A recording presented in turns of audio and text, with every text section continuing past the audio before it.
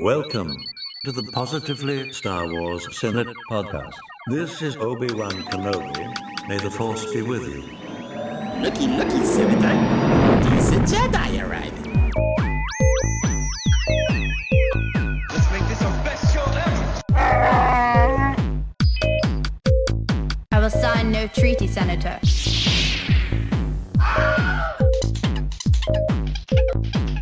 I am the Senate. This is the way.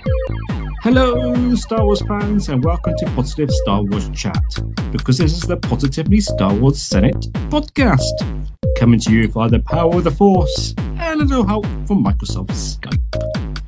This is episode number 69, and it's recorded on the 16th of February 2025.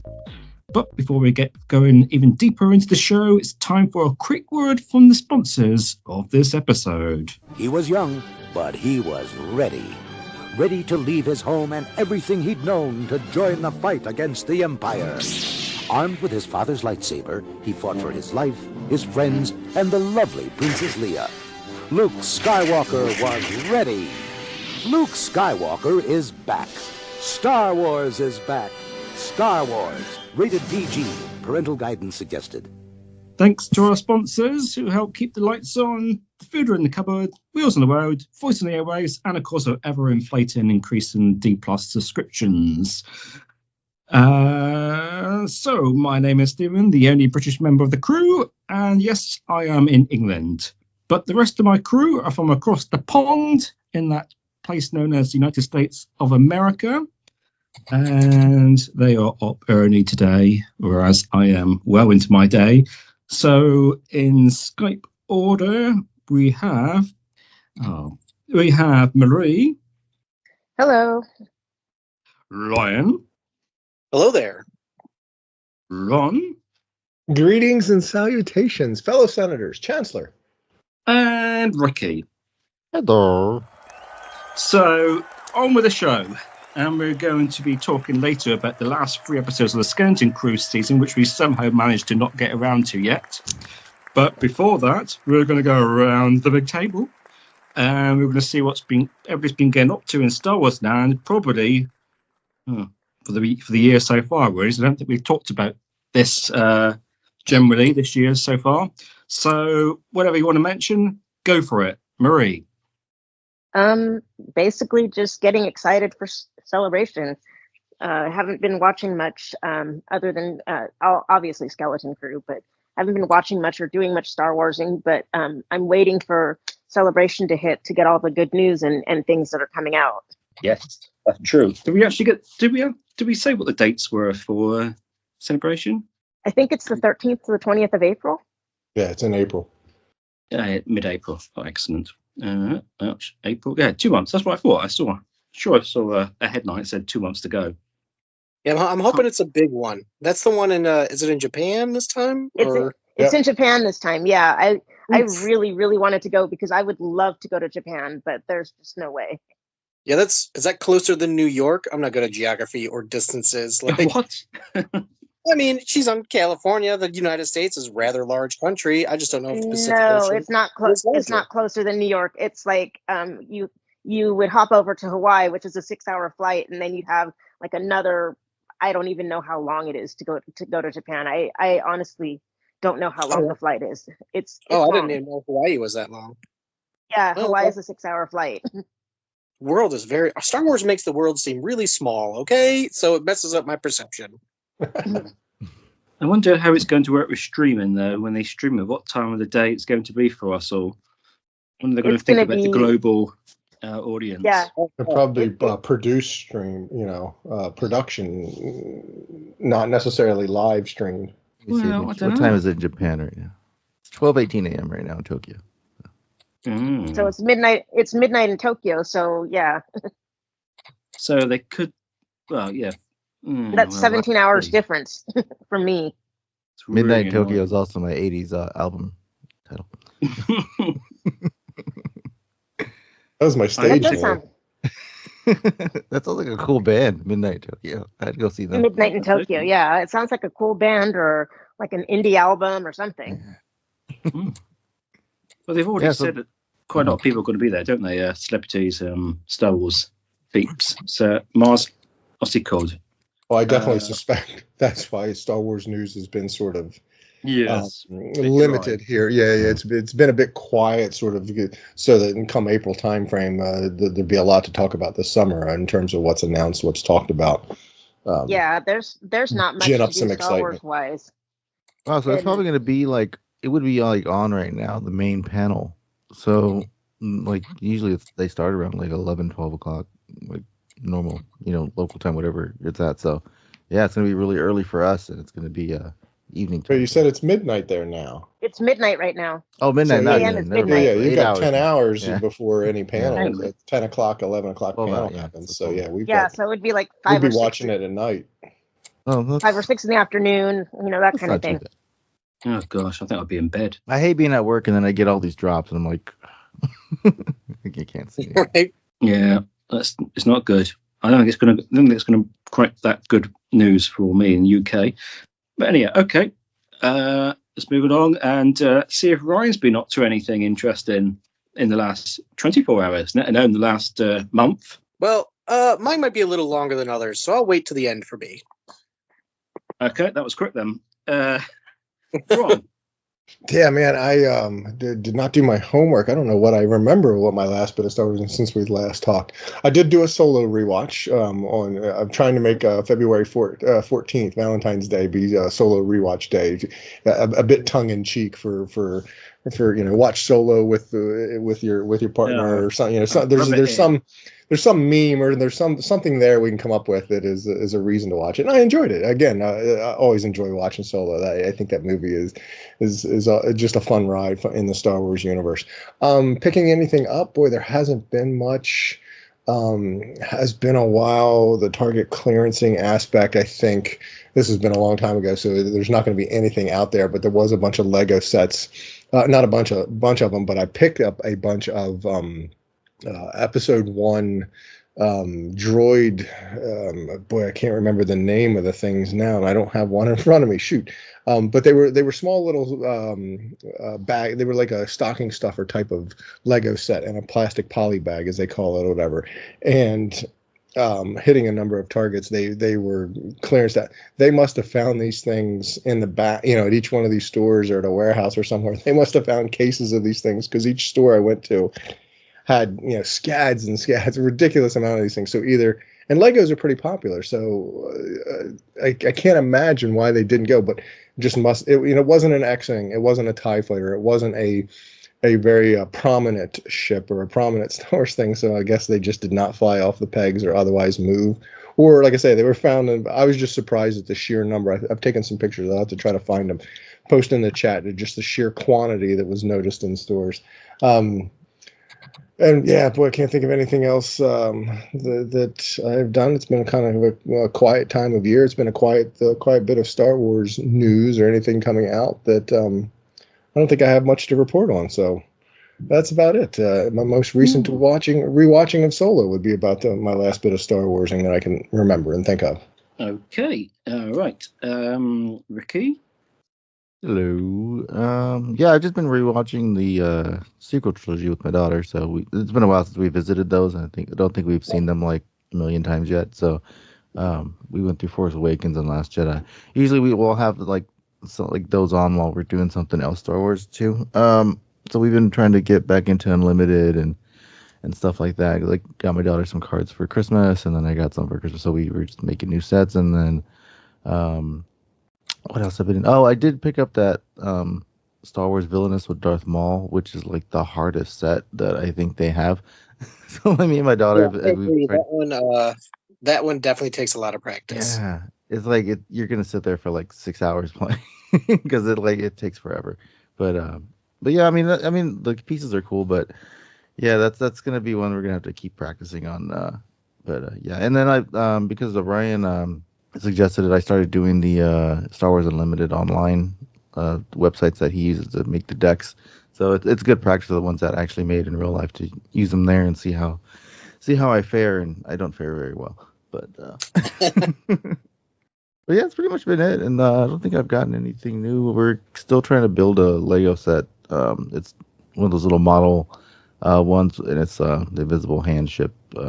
That's Grievous's ship. So we've been still trying to build that. But yeah, no, just been watching the movies a lot. Trying to go back and watch random things. I've been wanting to rewatch Visions. I think they're coming out with a new one. So, but yeah, that's pretty much been it. I went to the library, got some books. Check out your local library. They got some. I got a cool like craft book. I got a Star Wars encyclopedia and stuff like that. So I'm gonna hold on to them for probably a couple more weeks so I can skim through them some more. It was very helpful when we did our quiz. So to have to like rummage through those before and then like remember stuff. So I don't know how accurate they are now because one of them, I think the last one is like it has Rey from Last Jedi on the cover, so it's probably outdated now. But yeah, still cool info. Find those old books. That's about it. Okie dokie. Right. So okay then. Last but least, everybody get comfortable. Get a cup of tea. It's Ryan. I got nothing. No, so I've had a pretty eventful Star Warsing this past couple weeks because of the Star Wars Unlimited. They've had several tournaments, and shockingly, I think I announced it a while ago when it was originally brought up that of the entire state of Pennsylvania, my favorite game store, the Feisty Goblin, just outside of Pittsburgh, got a Planetary Qualifier, which is like something they do in like each state and other countries and type of thing, and very, very like big cities, very limited areas.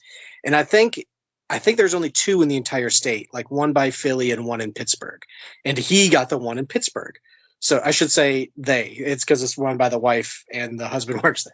So they were run by it, and they've been trying to get it the whole time. And during this first season, they were able to get the Planetary Qualifier, which is, like I said, a big kickoff tournament. Hundreds of people come to the thing, depending on the size of the store. It's usually a minimum of like 80 people.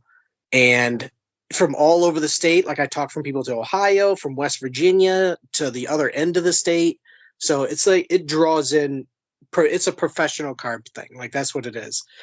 So, and I've never really been to one of these. So they had a practice one last week. So like the week before, and I went to that and I built a Cad Bane, and it's a red base Tarkentown. Ricky and Ron might be the other ones that understand me, but I built them just because I knew Leia's still my favorite deck, but I knew she wouldn't be able to compete in the top, in the top tier. So I switched over to something that really annoyed me, and it was Cad and Tarkentown. So I switched to that. I went to it's a store championship, but it was really a practice for the Planetary Qualifier. Only 12 people showed up, and there was prizes for everybody in the top 8. So I'm like, okay, I just have to win like one match. I got destroyed and placed 11th out of 12th. So it was not a good start last week. Just I wasn't used to the deck. I didn't have some of the right cards. And there was a lot of strong people there. Well, I go to it this week. It's an hour and a half drive because it snowed in the morning. It cost $40 to go to this thing. It's a legitimate ticketed event. So I was like, well, I'm not going to cancel. I won't get my money back. So I drive like an hour and a half to get there through the snow at like 6:45 in the morning is when I have to leave to try to get there by 8:30. I get there. I sign up. This was at minimum a 7-round event, and then the top 8s. So 7 round, each round is 55 minutes plus end of play time, which is like if you go the time and you don't finish the match, you have one hand play to finish, which usually could go on for about 5 minutes if you're trying to win or not die. So each round could easily be like an hour. So at minimum, this was a 7-hour event. All in a game store, all with a bunch of people. And I just got to say, it was amazing. The people that held it, they just moved into a new store, like 150 feet away. They moved into a new corner store. It was a big setup. They have 16 tables now. They originally had 96 people, but I think about like 10 dropped out just because, like I said, the weather was bad. We had ice and stuff like that. People got stuck on the expressway coming from Ohio. Like it was rough. People coming down from Erie, which was just getting pounded with snow. So people came from all over. But so I went to the Planetary Qualifier, my first taste of real professional gameplay. And overall, it was just an extremely fun experience. And again, the Feisty Goblin held a great thing. The two event runners that own the store, Jim and Christine, they just love the game and they care about the customers. And that's why I keep going back. They're just amazing. And it was fun. Like I said, I ended up placing overall, I think by the end of it, because if you drop out, it lowers the numbers. By the end of it, I think there was 82 people. Depending on if there was a buy or not, there's 82 or 83 people.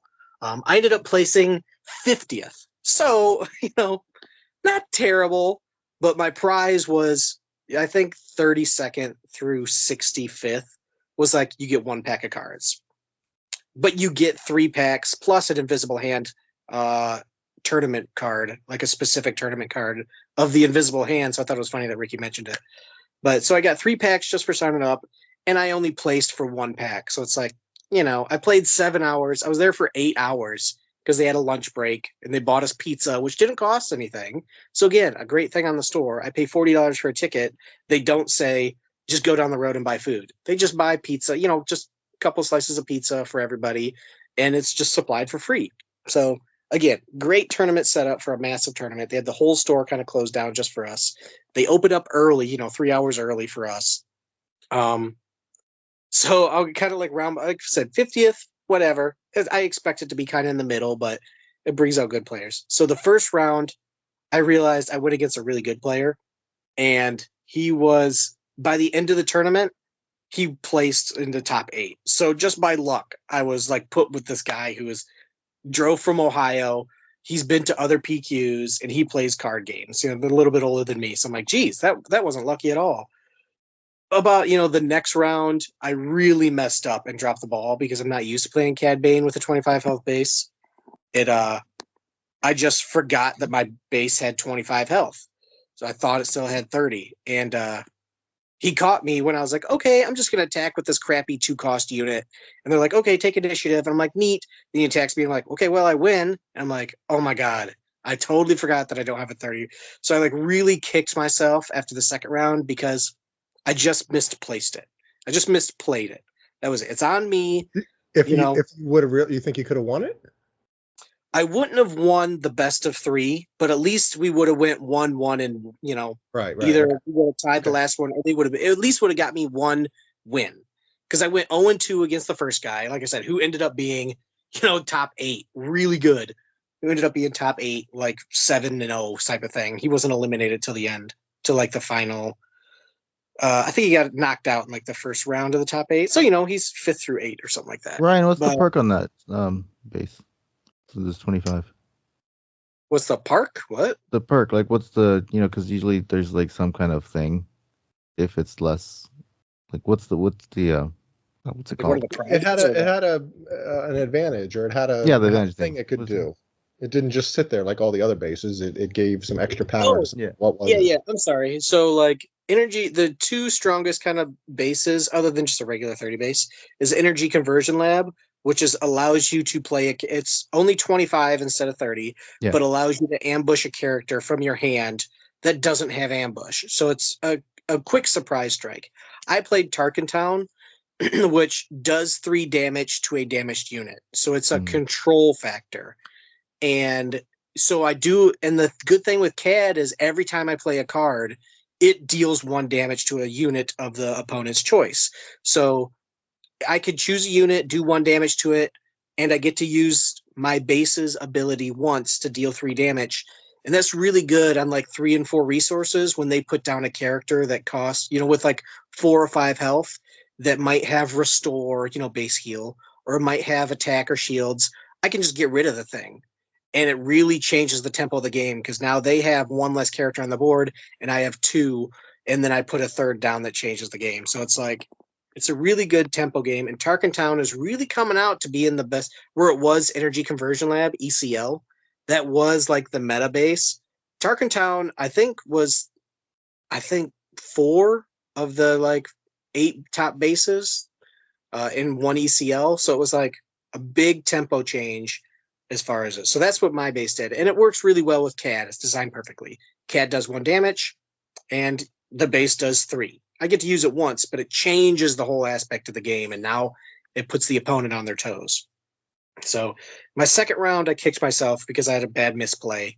And that's, like I said, totally on me. I went back pretty defeated. I'm like, oh, I could at least got one win, man. The third round, I think, is where I finally went 1-1. Excuse me, 1-2. I was still beat, but I'm like, okay, I think I got a win at least. So that's fine. And then we went to lunch. So I wasn't like in the best mood. I at least got one match win. But, with these giant tournaments with 80 people, it takes a few rounds before you get into the group of people who are like you. So I was fighting other people that were, 1 win and 4 losses or 5 losses type of thing. So I went against that. And that's where it really kind of gets competitive, because now it's like, okay, I was like 65th, and I'm like, I got to fight to get at least under 62nd to get 1 pack. Otherwise, I spent 8 hours just to get 3 packs.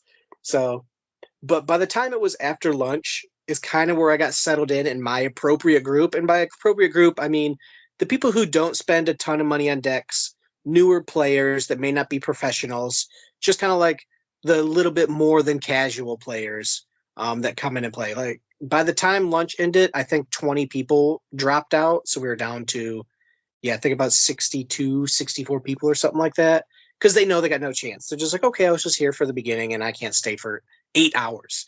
But I must say, by like after lunch, when I got seated with kind of my group of players, it totally changed the whole vibe, because I played with people who more lax, like, hey, we're all kind of bad, we're just here for fun.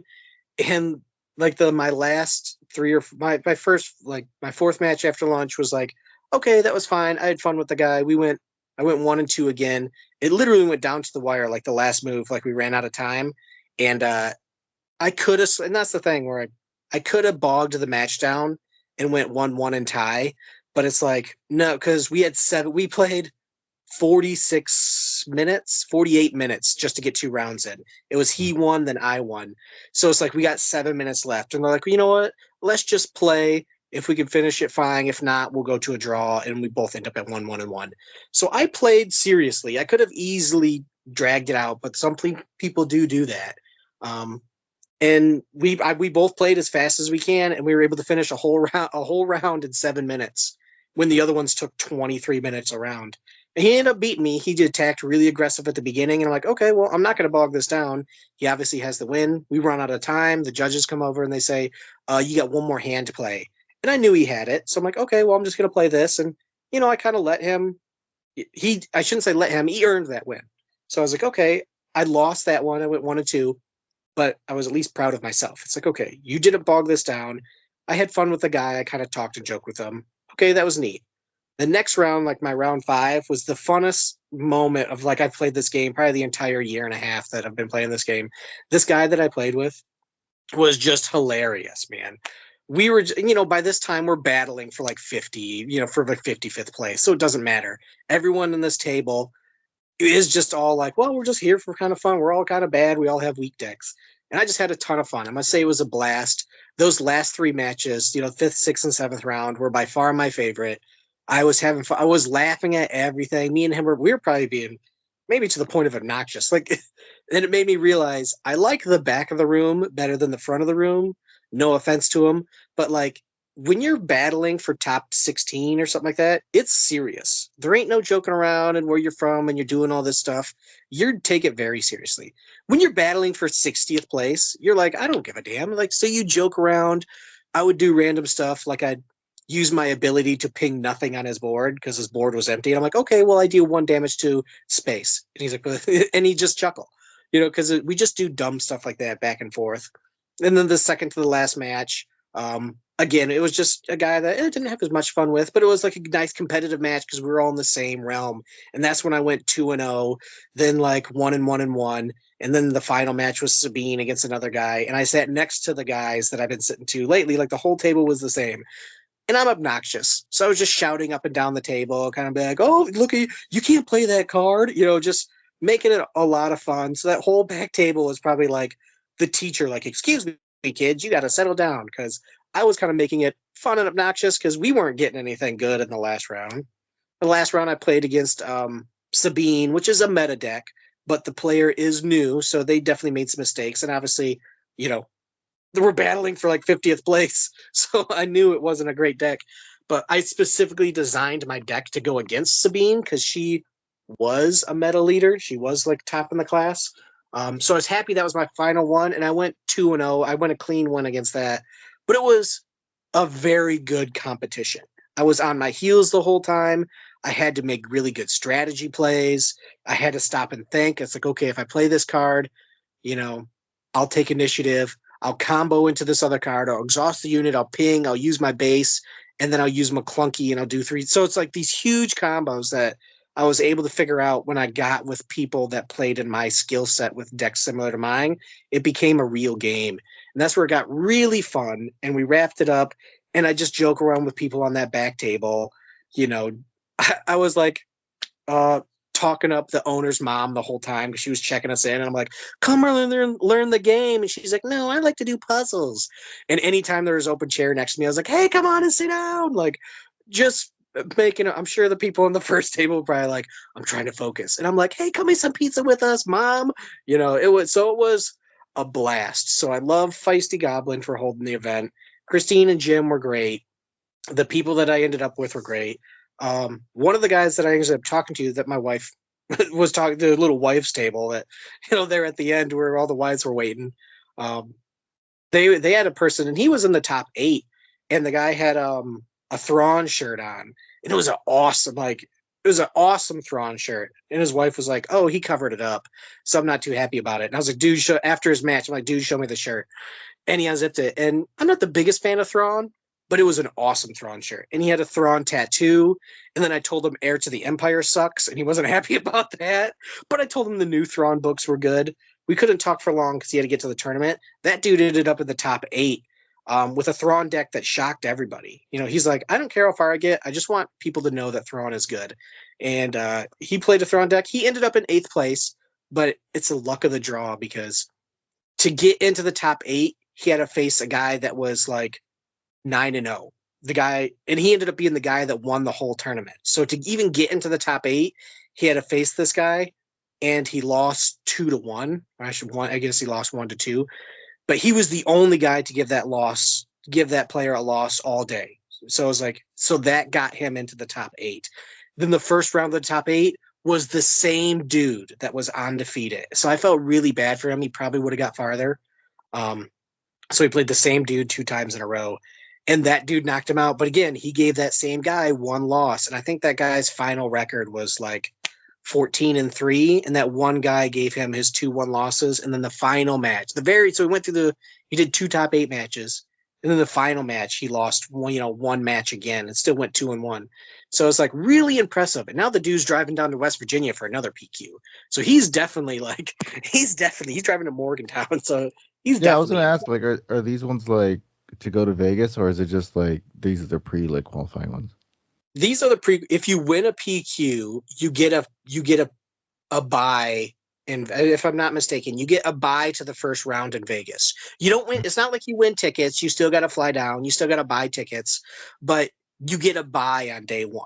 So it's a real prize, Other than just playing and for the prizes or whatever, why go he won at Feisty Goblin, so why go play another Planet Qualifier?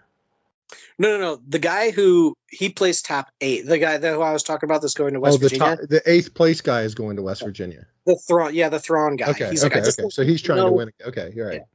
I just want people to know Thrawn's good. So he's going from spot to spot to spot playing. Okay. Like I said, it's very good. But when you mention a player, the guy who actually won the PQ won a PQ in Ohio. So he's a back-to-back winner.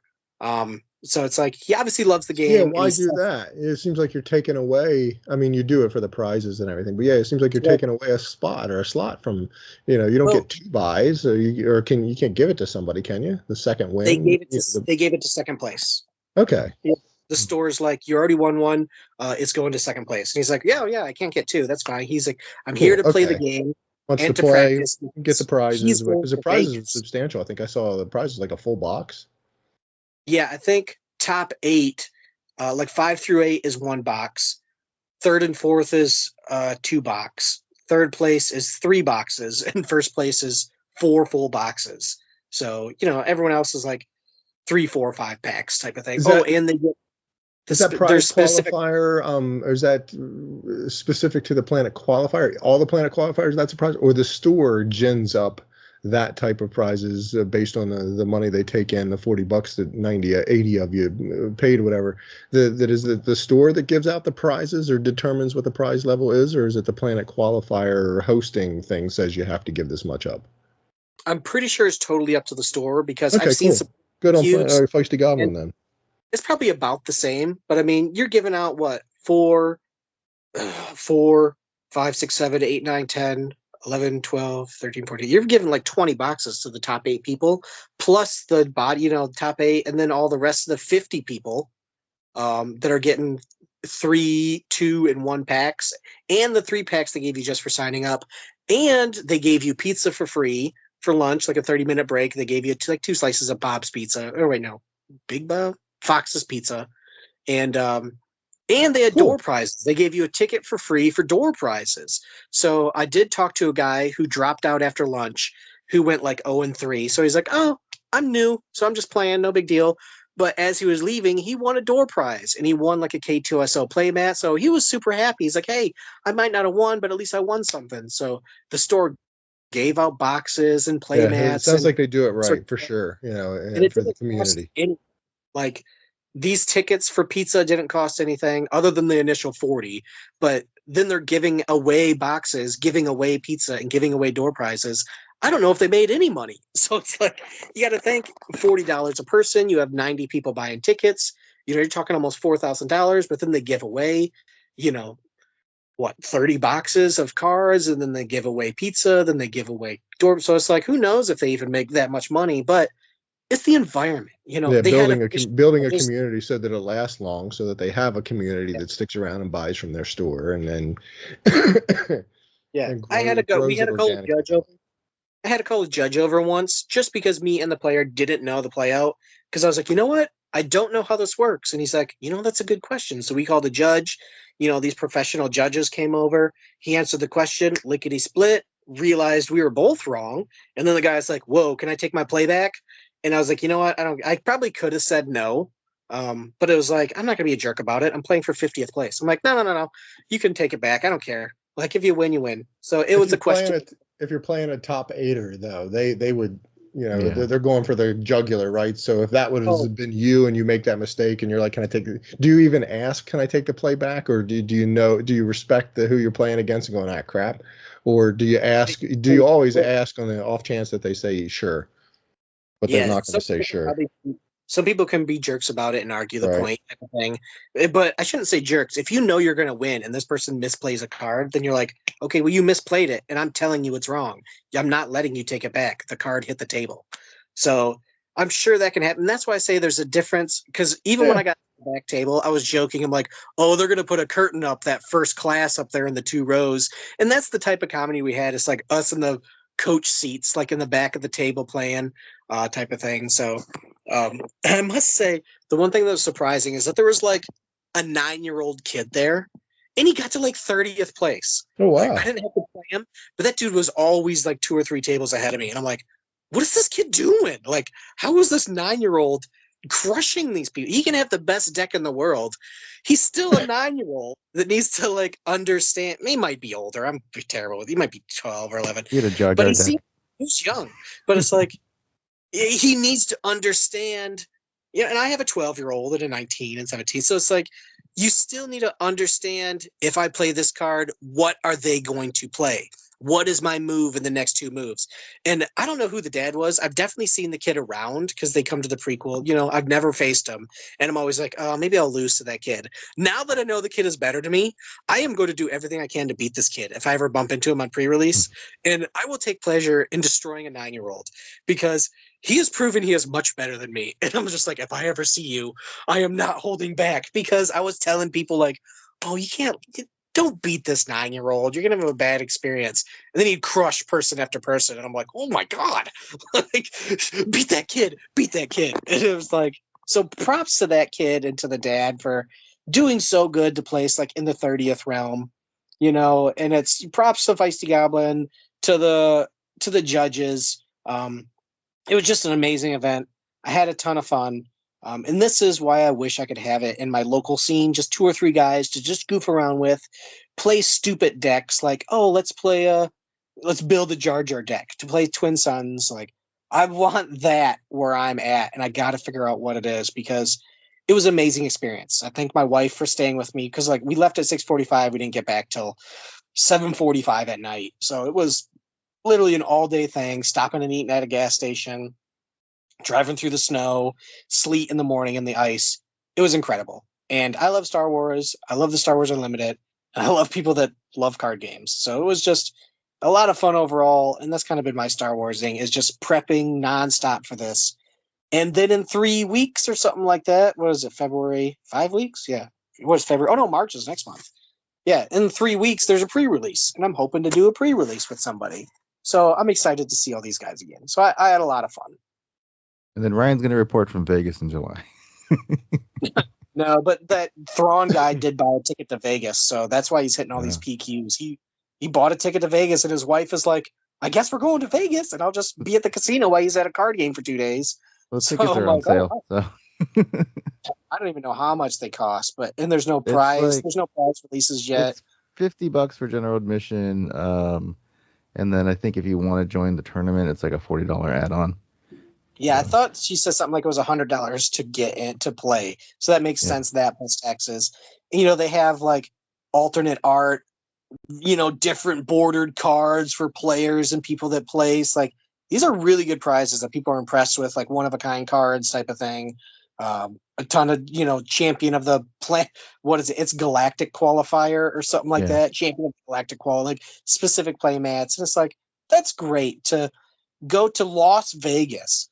People fly to Vegas to play Star Wars Unlimited. One of the guys that I talked to, he's like, I know nothing about Star Wars, but I left Magic the Gathering and One Piece and Magic the Gathering because the gameplay is so good.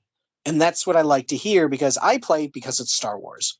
People who play TCGs just love the way it plays.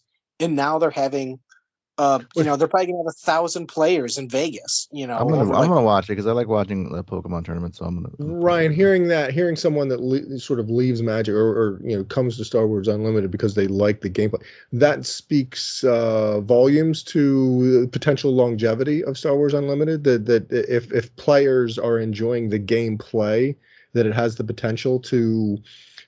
Live as long as I don't know if you can say live as long as Magic the Gathering, but potentially live as long as Magic to be around for quite some time. Yeah, it's a hurdle because obviously while there's a ton of characters in Star Wars, it is a finite number.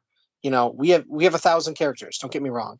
And now with like rotation being introduced, which we'll discuss at a later podcast, when they're gonna get rid of certain cards. Well, they're going to re-release them, 3 or 4 years down the road, slightly retooled and mixed with other groups. And, there's High Republic, there's Legends, there's Space, there's Old Republic, there's just endless stuff that they can do. Pokemon only had like 150 Pokemon to start with. And now it's like, as the seasons of the show went on, they added more Pokemon and more cards and, so. Yeah, that's kind of the difference is you can create anything. You can, look, my Pokemon is a boat captain steering wheel. Well, but look now, we have like Whim, and then we have everybody from, all those TV shows. But the gameplay, the player that enjoys the trading card gameplay is enjoying the gameplay of Star Wars Unlimited, that it helps it.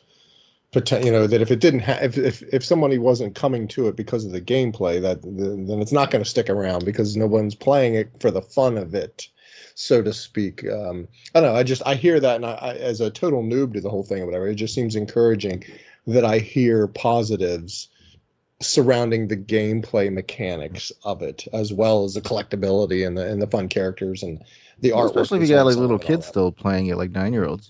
that's always a good sign. That's the thing that that it's Pokemon not daunting, alive. right? Yeah. That it's not it's not too. There's not a whole lot of initial buy-in with how to play or whatever that a 9, 10-year-old. And then like every time I go to the card shop and I see like people playing Magic, like it's always like the same age group of dudes. There's like, so once they get old and get done with it, then like who's gonna play after them? You know what I mean? So it's good to have like that aspect where it is accessible for like younger kids to. That's interesting. When did Magic start? When does that age group make its way into the nursing homes. Well, when does that become a thing that is an event, is a potential activity, so to speak, at a nursing home? Yeah. Yeah. They're gonna have to make that. Well, because that I see font that bigger. work in that environment a little bit, and as I see the movie night isn't, I don't know, I'm being very stereotypical, but you expect it to be Gone with the Wind, and I don't know, just other old movies, and old movies are A New Hope. Old movies are The Sandlot. That's the demographic that's getting in there now to watch. An old movie is something from the late 70s, 80s type of thing. So it has that potential as I'm extrapolating it out or whatever. It's a very subset group of people that play it, but it could be something that could be taught in that environment. Have a bunch of base cards and get people, something to do to keep the mind sharp and all that. Anyway, it's just putting it out there. Sounds like you had a really, really good time. Kind of jealous of enjoying it. Other than, right, it's an investment of. I would be one of those ones who's like, yep, it's noon, I got to bounce. In terms of a time standpoint, unless you were doing really, really well, which I wouldn't expect to do. I'd just be there for the couple of hours, expecting to have some fun, getting to play a couple of rounds, and enjoy the game, enjoy the camaraderie, and see how it's done. And it sounds like the store put on quite the event for those.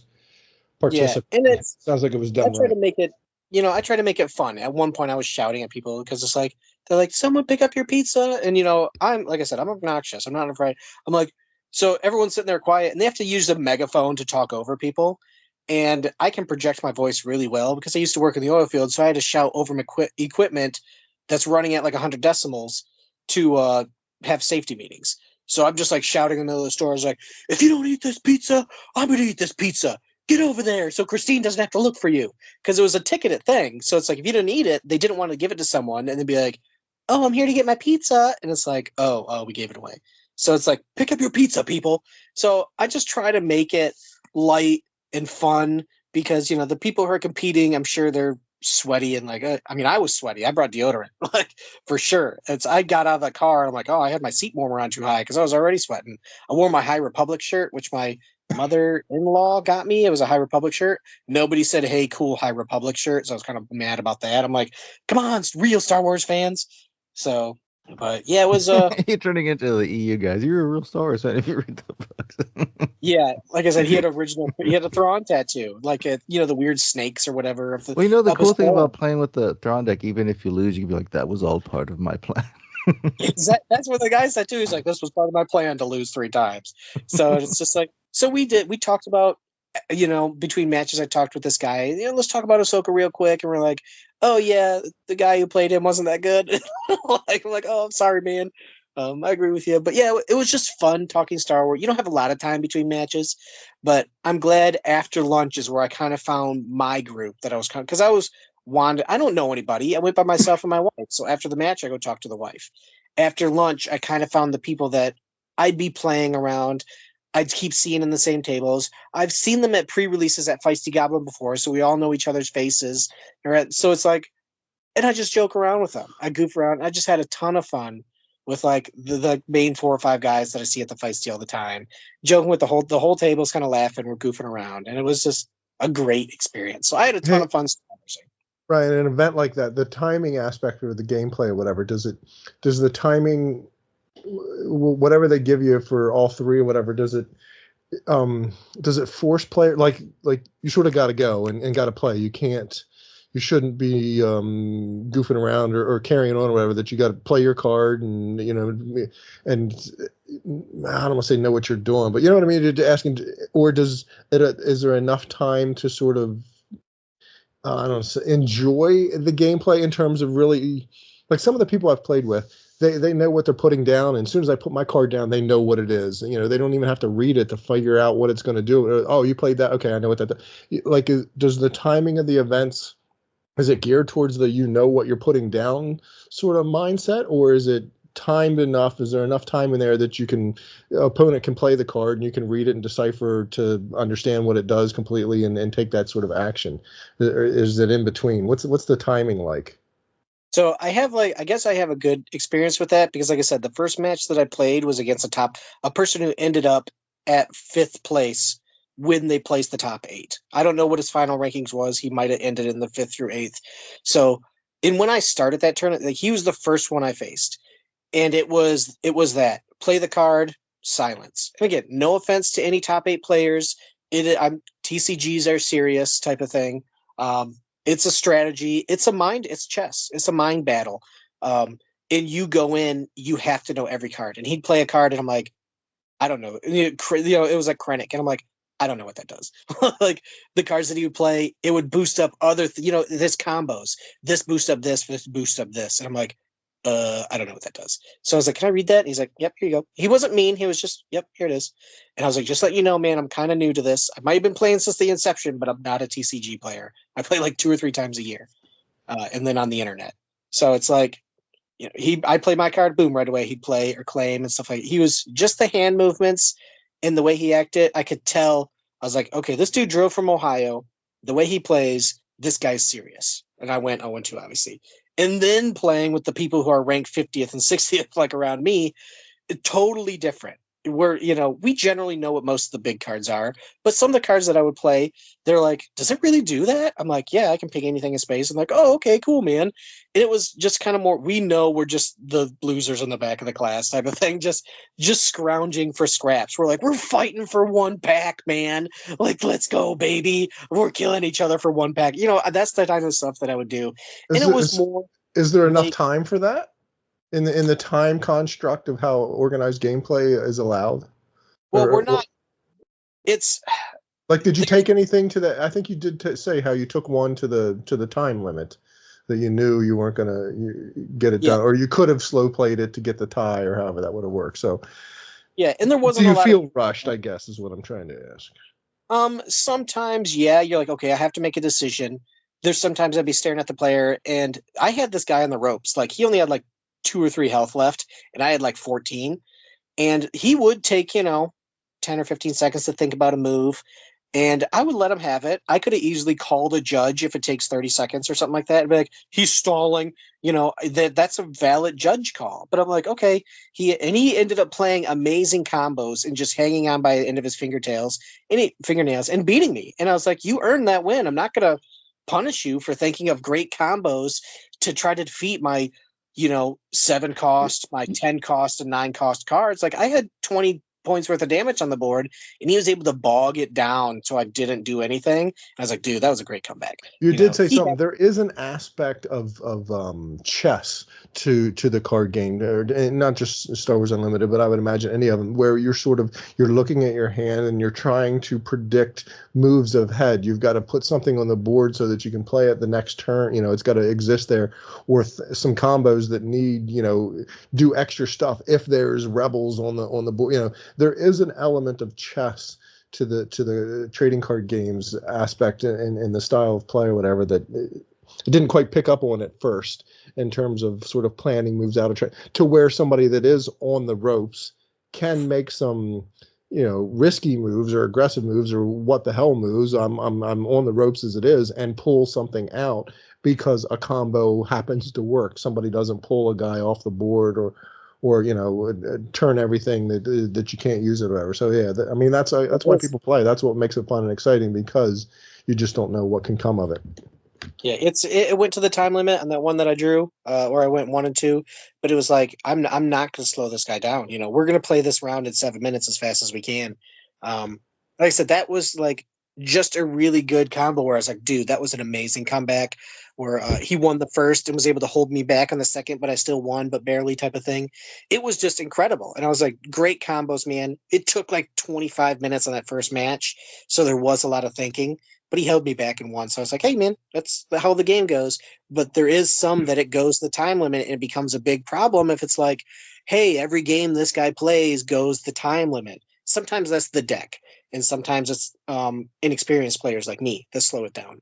But after 3 or 4 rounds out of 7, I got to the people that were in my class. I could just tell they were a little bit looser. So I would joke, I'd try to throw out that line, tell them some jokes, get them to crack up a little bit. And like they would start sending it back to me. We'd do dumb stuff with the characters on the board, but we weren't stopping playing. we would just play the card and say something dumb, and they'd strategize and they'd just play this, and it's like, okay, I'll take initiative, double check, oh good. So it was that. It was fun. It was great, man. So there's a big difference between someone playing at 60 and playing someone who literally ranks at 5th place. It was totally different. And I'll just say I'm happy to be in the lower ranked guys, because that's me. I can't take that stress. I got high blood pressure now, man. I can't handle that. So I was happy at the end. That's where I got my 2-0 victories from my 5th and 7th round. I got 2-0 victories. We both had fun and joked the whole time about it. They were like, well, nice deck. So my deck got me 50th place. And I'm like, okay, I'm happy. I just got to beat a 9-year-old kid now. So that's my next goal. But we're back. Oh, got your tea in. Hello. Yeah, well, a bit of tea and a bit of a 40 rings doing that. But very good. Well done. I did hear I had somebody at the door as well, but I heard that you got 50th, so that's well done. Well done. I have no idea what's going on here, but 50th sounds good to me. Well, maybe if they have stuff at Celebration, you'll see some unlimited stuff on there. So. Oh man, that'd be so cool if they have some announcements to prep for the. That's a good idea. Well, they're going to have some exclusives, so stuff you can only get there. That'd be kind of cool. Yeah. So, but yeah, it's like I mentioned before. It's my 11 o'clock. I must bid you guys adieu. So hopefully I didn't slow it down too much. I'll listen in on the Skeleton Crew stuff next time. But like I said, I have a movie to go watch. So I hate to dip out early on you guys, but hope to hear about the Skeleton Crew stuff. Took up an hour, then he's gonna leave. Hey, I wasn't the first one to go. It was like 30 minutes, maybe. Give or take. I'm obnoxious. I told you. You're well aware. That's brilliant. Oh, there's Right, there's a post-credit scene, Ryan. So stay after the credits. So. What I do? Did I say something terrible? I don't remember. No, stop. Anyway. No, did you hear me? I said there's a post-credit scene, so stay after. It's like after all the credits are done. So. Oh, the secret. The end of the record. Yep. All right. On to Star Wars. Skeleton Crew, baby. No, not in the movie, not in the podcast. Okay, well, I thought you meant we have after credits in this too. No, okay. on the movie, because you can go see Captain America. Stay after the credits. There's an extra scene. Is there two or one? Just one. Okay, it's after. Yeah. Okay. Yeah. There's no. What's tomorrow? They better. Okay, they better. But at least it saves me from Googling it, so appreciate it. Skeleton Crew time. Is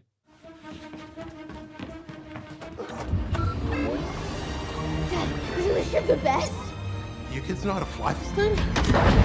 Yes. Just getting there. I sort of thought I might use Wikipedia this time round, but my gosh, that's too extensive. Yeah, they do kind of go into detail. Yeah, they do kind of go into it, don't they? So let's get Wiki up instead. Wiki is our friend. So if I remember rightly, in the last 3 episodes of I had some questions. Didn't I? But we'll have to do that. We'll have to do those questions afterwards because we'll never get through these. We got 3 episodes, right? So we'll do the questions. We'll do the episodes, and then we got time off throwing a few questions at the end, which I had saved up from the annual quiz. My gosh, the 6th episode of the season, which was the last one we didn't talk about, was on December the 31st. That was last year. Wow. I know. That was a while ago. That's a lifetime ago for me. So I had to go back and rewatch, skim through. Yeah, you know how bad I am at rewatching things in time for stuff, but I didn't get around to it. But luckily, they had I didn't get around to it either. So, yeah, you can do the little recaps. So let's see how we do on this one. I don't really remember anything, but obviously Ricky can, because I did rewatch it. So episode 6 was called Zero Friends Again. And in this episode, Jod and SM-33 are captured by the pirates and book it. I think book it, I'll go for that. Sounds right to me. The pirates take Jod and SM-33 back to Brutus for execution. Meanwhile, the children drop out of Reynolds' lair into the bottom of the resort. Oh, yeah, down the pipes. I still remember. KB reveals she memorized Atin's coordinates. A subsequent argument over how to reach the Onyx Cinder results in Fern and Neil trying to ascend the mountain, while Wim and KB follows a group of seemingly benevolent trash crabs. Jod saves himself and SM-33 by bribing Brutus with the location of Atatim. Midway, KB's cybernetics suffer a malfunction from environmental corrosion, forcing Wim to fix them. Fern and Neil recover the onyx cinder and save their friends before they are devoured by the carnivorous trash crabs. Soon, the ship is pinned by a garbage machine, forcing the children to purge the hole, revealing a sneaker ship beneath as they depart La Lupa. So remember, this is the crabby episode, and the trash crab. And a big crab. And a big crab. What's up with Star Wars alien like monsters eating metal? They just like it. It'd be quite handy. What we need here is we need a plastic crab, don't we? In the real world, goes around eating plastic. So metal, no more metal crab. Is this also the one where? No, this is the one afterwards. Where's the one where Jod and SM33 come out with the whole? No, that's the next one. Right? That's the next one. This is the one where like he. This is the one where he comes. No, that's the next one where he when he finds it. Yeah, he immediately right when he comes out of the safe or whatever, he's like dressed like Mr. T with all the gold chains. Yeah, that's right. Yeah. And then he gets like taken by the pirate, which I knew that was gonna happen. I was like, what did you think was gonna like? All those guys didn't die. It's not the next one, is it? What? Was that the next episode? Is it? What's the next episode? What we were just talking about. No. That's this one. Yeah. That's what I thought. It just doesn't mention that in this. Yeah. No, he gets captured by the pirates as soon as he comes out of the lair. Yeah, that's right. Yeah. Oh yeah, gotcha. Yeah, I catched up now. Yep. We was asleep. This was like you said. They came out. They're down on the surface of the planet or whatever, and sort of the kids they go their separate ways. Faction, right? The two of them go off in one way, two of them go in the other way. They have a bit of strife between this. It's a textbook storytelling motif or whatever, but it was necessary to have them sort of the characters grow, develop, and who they are and how they interact with each other. Because it was. Oh man, I'm not going to remember the names, but it was Wim's the elephant and no, Wim's the boy. No. Shoot! All right, so like I say, anyway, they girl Neil's the elephant. Neil, and the leader girl kind of go to they juxtapose. Yeah, Neil and Fern go off together, and KB and Wim that long, guys. go off together. The different. They pair them up in a neat way to sort of get some character development in both of them. That was fun to watch, entertaining to watch. Yeah, because wasn't she like interact with each other? KB was like, "Oh, too bad we don't have a ship. I already know where we're going." Because she had the coordinates ready. They're like, "Well, we can climb back up there and get the ship." Was this the one where her little thing was? We found out she was a robot, right? Well, we knew she was. Yeah. Had to do a little. Implants, didn't we?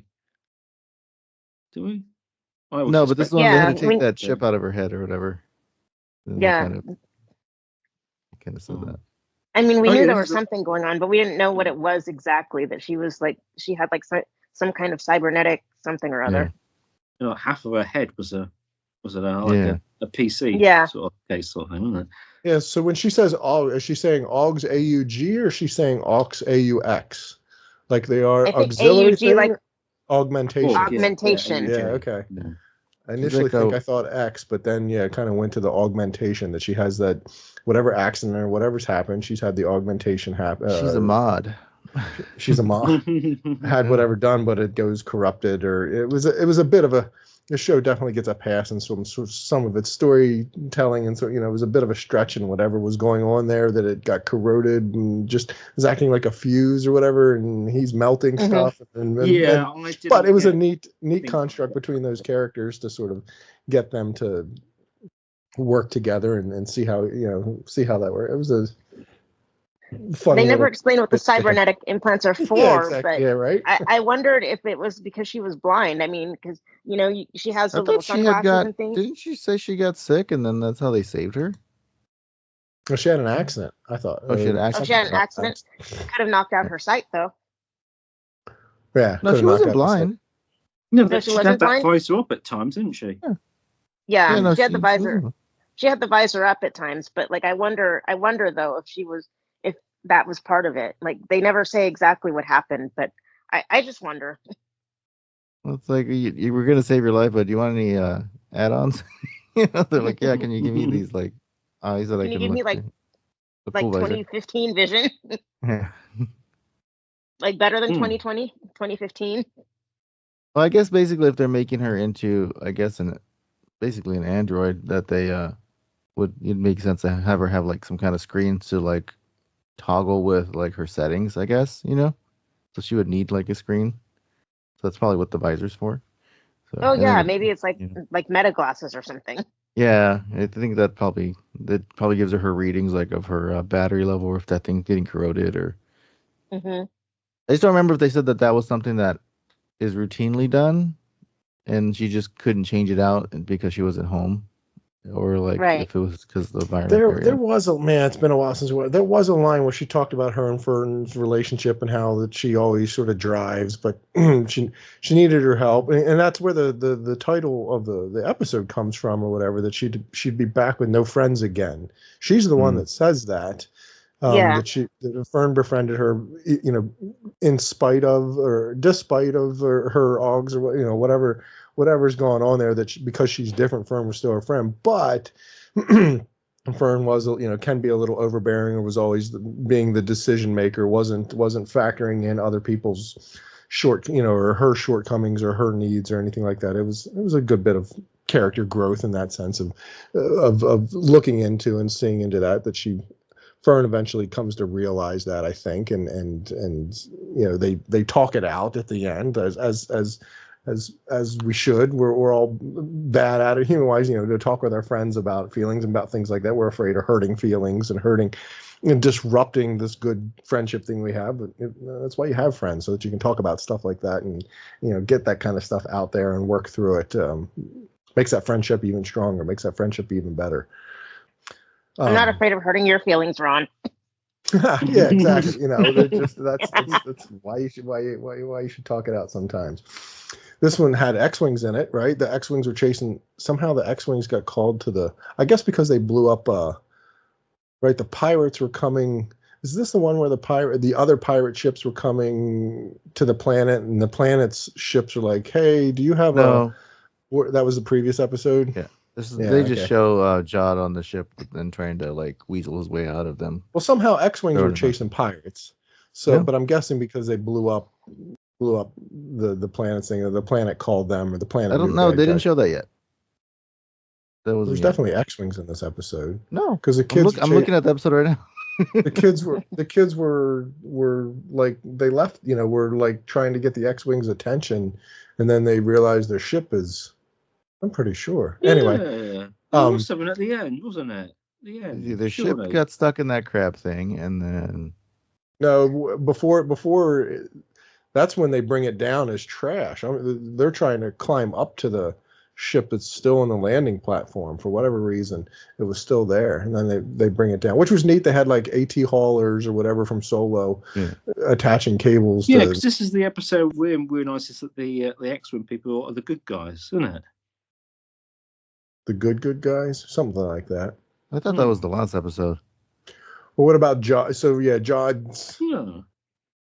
Jod's captured, and in front of Brutus, and there was a lot of pirate lore going on here, right? There was a lot of what about the right of first refusal, or the he got to speak basically, or whatever. He got to, before they pitched him out the airlock. It's classic. Okay, you're right. They did chase him off. I just thought. There's classic storytelling with monologuing, where you get the just why do bad guys always let it just kill? They always go on and monologue. What thing made fun of that? That just there's something that makes fun of the monologuing that always takes place in comics and stories and everything. Anyway, just shoot him, be done with it kind of thing. He's explaining all about Atten and putting off trying to win over his pirate crew that was his, whereas totally doing a Jack Sparrow. Yeah, whereas the Wolfman, anything you can to survive, anything you can to get past the, just to live to see another day, because he didn't have much. I forget what he says. How does he talk himself? How does he buy more time? Shoot. Anyway, I just remember he's in front of that council in the like some of his Yeah, before they throw him out the airlock, somehow he buys more time than what he says. I don't Doesn't he say that? Doesn't he talk about the legend of At-Atom and the poem? And Is this stuff where he like sings that? the song? Yeah, so that one. Yeah. He sings the song? I don't remember. It seems like that. There's like a pirate ditty, shanty. What do they call a pirate song? What should you do with the drunken about, sailor? about. It's What's it called? Oh, didn't they have that really cool hourglass that was made of plasma? Oh yeah. Yeah. That he had a certain amount of time to put it out there, and he puts it out there that he somehow knows where At-Atom is, or that he saw the other pirate. What was the other pirate's name? The Wolfman? No, the one that we see the hologram, but we don't see the hologram of him. Oh, the captain. That they Tack sing the Renner, song. Yeah, Tack Renner. They sing the song about Tack Renner. That I don't know. That was just like you said. That was good Jack Sparrowing, good pirate lore, good pirate story, good pirate. Yeah, he was just telling everybody, "Hey, pirate didn't code you? About, you wanted to have this farm, and didn't you want to live by the ocean, and didn't you want to do that?" Yeah. Yeah, he's just buying time, and you kind of feel like that's what he did before. And sometimes he was obviously successful that they followed him because they called him captain. Yeah. But to that first episode and that first scene that we see or whatever, it went one too many times too far where they follow him, listen to his story, and it turns up nothing, and there's one measly credit, and so mutiny takes place, and that's what His you would. charisma only got him so far. Yeah, right, yeah, beautiful, right? Yeah, his charisma. You would expect mutiny to take place at some point in time because the crew is following him, and he just keeps following him into empty safes with one measly credit, but. His charisma's bought him with just a little bit more time that he didn't get tossed out of the airlock this episode. I can't remember though what he said or how what he did to get out of it, but he showed them the credits. He had credit. Yeah, but he hadn't been to At-Atom yet, so he had to. It wasn't that he had to say he knew where the coordinates were, or that he saw a message from Tack Renner. Yeah, he said he saw the message that it saw them where the mint was. Yeah, because he told him it was a mint. Because that's when they found out that they make the credits there, and we can go there and blah, blah, blah. Endless. All right, so it is his charisma is sort of just buying him more time, and he's flowering up the story. Where's SM-33 in all this? With yeah, John he was with them. Pirates. Okay, so they brought him. They captured both of them. They captured both of them and kept him around. Yeah. Anyway, so the kids on the planet. You're right. So they did show the X-wings. They're the ones that chased the Jod or the pirate ships off. They shot one of them down and they chase after him. And then he says like, "Oh, those are the good guys. I thought they said they were bad." He said they were bad. Yeah. So yeah, you're right. Right. So yeah. So this. So in the round that we didn't have in the annual quiz, and I had a round on the Skeleton Crew. I did a question for every episode of Skeleton Crew. So in this episode 6, my question was, when Jod exits the manhole with Jules hanging around his neck, what does he ask the hotel director to do for him? Anybody remember? Wasn't it like, I want to check out now? Yeah, I don't know. It was. Well, he did say one of those things, but he asked him specifically to do something for put a mint on my pillow. Yeah, bring my ship. Yeah, geez, man, right? Bring my ship around. I want to check out now, or I'm ready to. It's something to do with the ship. Gas it up. Yes, refuel the ship. Yeah, fuel my ship. Looking to check out now, or whatever. Yes. It was something like that. Yeah. I mean, I don't remember that at all. I'm just speculating on the scene that you're painting. That's what you would say. As you're ready to get out of there or whatever, that you'd be like, I'm ready to check out now. Wash the car, gas up and wash the car for me, will you, Jeeves? Before you go checking out. Right, great. Okay. Should we so I want to talk about the Onyx Cinder somehow. Oh yes, it's somehow the it's in the trash heap or whatever, that thing's coming to crunch it, right? That's how Fern and Neil get on it, because they're bringing it down to the trash pile, or somehow they jump on it. But anyway, they're in it, and this weird trash eating thing just I don't remember. Yeah, man. I Yeah, need to they thought about pressing the Yeah, button. it was like gonna melt it down or something. It was chomping on it, and that's what I remember. Just kind of like the physics of it all. You got to suspend the belief because it like bit on the first, the first part of it. So she hits the whatever button, and it sheds its outer skin. I'm like, well, yeah, but still part of it was chomped. It would have to have some sort of damage. I don't think it's gonna fly, but clearly it didn't have damage because it flew off just fine. But there was I think it had like a square front end, and then when they reveal the other ship, it's more pointy, maybe. And so the might not have, the chomping that machine didn't damage it was a neat construct for sure. What was the button called? The Hall detonation sequence or something like that. Whatever was a neat construct to where he had. So what we don't know it at the time in this episode, but we've since learned that was an emissary ship that he painted.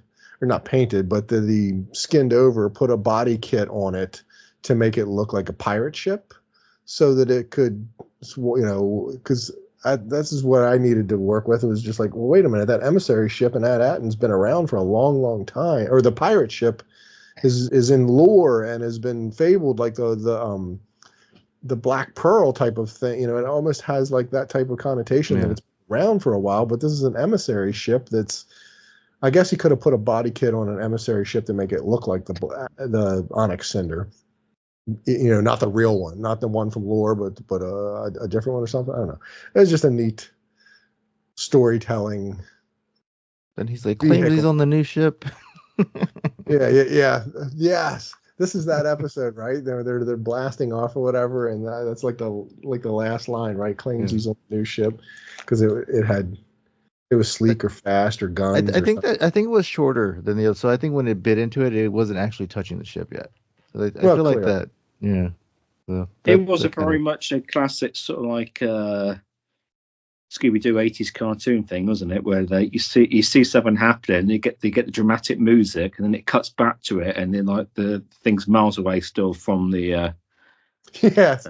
Right. Yeah. The time that elapsed on the show, it should have been there by now. But when they cut back to it, it's only moved a couple. And you're just like, wait a minute, you had plenty of time to, that sort of.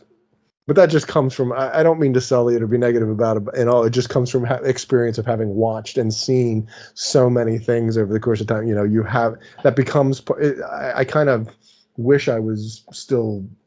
Young and naive, don't we all? But didn't have all of the story sort of telling motifs and tricks and things in my repertoire, in my memory, because it affects watching. You sort of have to push that aside and just enjoy what you're watching for what you're watching, not necessarily think about all those. Not, just those things are affecting in my brain because I'm aware of them. Whereas a kid watching this has no idea that type of stuff and is just enjoying it for what it is.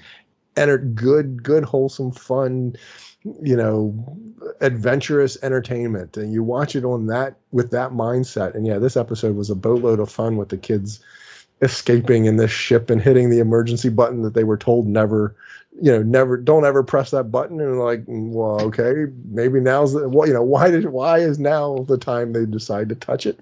Who knows? But they did, and it worked out for them. It was awesome. It was fun. It was a fun bit of a.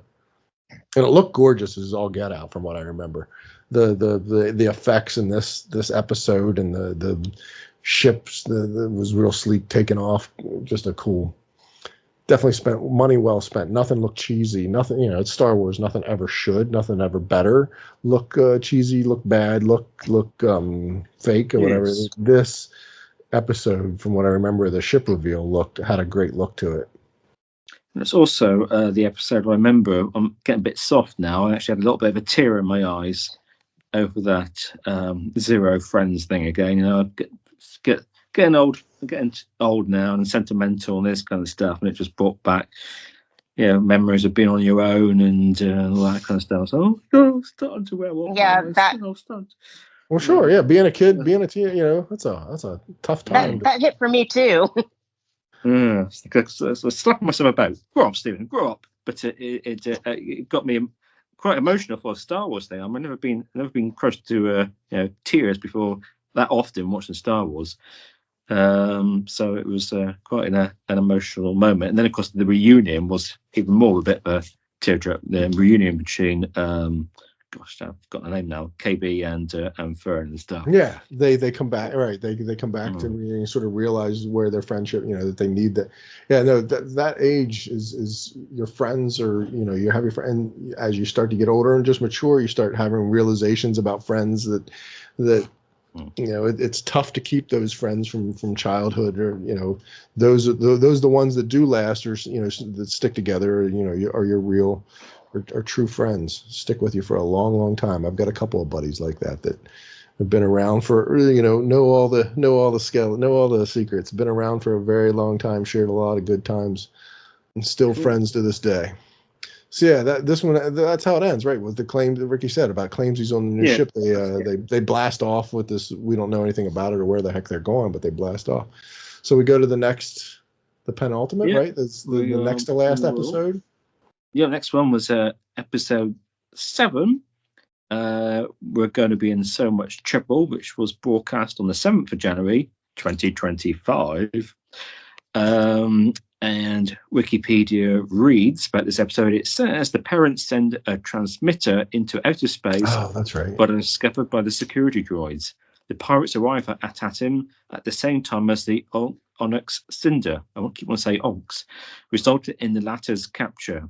The pirate Glurb, rest in peace, is sent into the barrier, but his ship is destroyed by its defenses. There's a few seconds there for Glurb.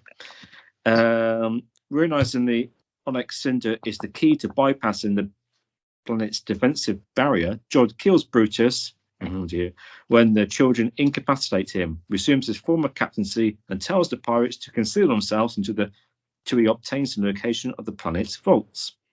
The children manage to use the pirate code to get SM-33 to turn on Jod so they can escape. But Jod stows aboard the Onyx Cinder, decapitates SM-33, and threatens the children into silence. To their surprise, the barrier recognizes the Onyx Cinder as an Atatim ship. As the security droids question the parents, the supervisor is heard announcing the arrival of a Republic emissary. Jod poses as the Republic emissary to gain access to Atatim's vaults. The children are briefly reunited with their parents before Jod approaches them with his lightsaber drawn. Stephen, what was your question for episode 7? A question for episode 7. Let me see. I've got to try and find it in a minute. Oh, well, it's niche because I think it would be easy for you guys. So the question for episode 7 was, when the children watch the messages from their parents, which isn't mentioned in that your rehash there, what do Neil's parents tell him about his little brother? Lost a tooth? Yeah, I was going to say his tooth fell out. Yeah, new tooth. He's had a new tooth. Or got a new tooth, yeah. Got a new tooth. Got a new tooth. Yeah, well Makes done. more sense than losing one. This was the just ET mention episode, right? Where they were in the woods trying to launch the ET phone home beacon thing or whatever, that they're stop or you'll be stunned, and they just keep handing it off to the next one, to the next one, to the next one. Yeah. Why didn't the droids just stun them all in the first place? Yeah, that's what I mean. They're just like, we just, how about we? They were just doing this relay race instead of like just stunning them all at once. Yeah, that made it more dramatic. It must really hurt. You get stunned and he just falls to the floor. It's going to hurt, isn't it? Never mind. Right. Yeah. Don't stun anybody in a bed of nails. Well, yes, exactly. Yes. That would really hurt. Of course, we lost two of the pirates in this episode. Glurb, Glurb, whatever he's called, who never got to make money and have that little. Was he going to have a some place? Oh, is that the one that was going to have the farm or whatever? The kelp farm. Yeah. I don't think I picked up or realized that. Right, he was right. He was the one that the pilot went into the. Oh shoot! What's it called? He went into the barrier. ship, He goes into the barrier and he says he's getting some chop, and and then the barrier takes him out, which I thought was a very cool construct. The barrier and the beacons and the security sort of measure, recognizing a ship, or if it doesn't recognize you, then it blasts you with the lightning or whatever it does. It reminded me of that. Remember that episode of Clone Wars with that kid that was on that planet by himself? Yeah. And he had had It was Iago, right? Because it was supposed to be like the angels on the moon of Iago, but it was actually a barrier thing. Yeah, but it was a barrier you couldn't leave. It let you Mm. in because it let Annie and Obi-Wan in, but if you tried to leave, it spun up and took things out. But yeah, very much like that. But somehow they had the nebulous, or they had the Yeah. That did pose a question I did see online or whatever. If you have the Great Barrier and that green swirly mist, whatever's going on, how did they have blue sky and sunlight? Or did we talk about this? That if you have the Great Barrier, then how is it you're seeing a lone star in the sky? Or maybe they have to go back and watch this first episode. But I think it was like a screen or something. Like it was like a hologram. You think the blue sky was a screen? With the Because I remember seeing projecting blue sky, and I don't know, because when in the first episode when he looks up at the sky, or the second episode, you can see like the red dots from the barrier thing. That's at night though. Yeah, that's at night. So That's at night. I'm talking when they're in the doing the suburbs thing and showing the Brady Bunch scene, and just the kids and the dog lady walking her dog or whatever. Isn't there a blue, puffy white cloudy sky type of? Yeah, that's got to be so. I mean, by the barrier, isn't it? Because when the we barrier is can't- destroyed, it all disappears. So it must be the barrier that creates that. Well, like when they pulled up to the planet too, once they got past the barrier inside of the fog, like they passed the fog, it was like if they were driving next to the sun, because it was like super bright. So maybe there's some kind of light source in there, because it's like daylight when they pulled up to the planet. Here we go. I see the title now. Plot hole. Oh yeah, this shows it gets all kinds of passes or whatever. But anyway, it was because the barrier was also perfectly symmetrical, which I thought was an odd. If you're going for a gaseous nebula, if in the universe, it should be this sort of asymmetrical, not well defined sort of. It looked like a planet. It looks like Jupiter in its size and its shape or whatever, but it's clearly just something. Right, it's just that planet camouflaged inside of it, and is that what we expect? Or think that all the other ones, like that planet they were at where Neil meets his girlfriend in the big cannon on the school that looks similar to it had a Great Barrier at one point as well, do we suspect, right? That's what hid it. Yeah, well, there's some destroyed in the atmosphere of 7. And for whatever reason, whatever its backstory was, it lost its Great Barrier, so then it became known to the universe and became attacked or whatever happens to it. Whereas this episode, Jod realizes that they're at the coordinates, that it's hidden inside of whatever they're looking. There's just something that Atten's there. He doesn't know what it is in any way, shape, or form, but he realizes that it's there. I don't know if I guess he wants it to be. He's still projecting at this point because he's learned so much lore, seen so much with the kids or whatever, that he's projecting that it has to be there, that they send that pilot guy. Because they send that pilot guy off, or somehow he volunteers, or whatever goes on, that he's trying to find it.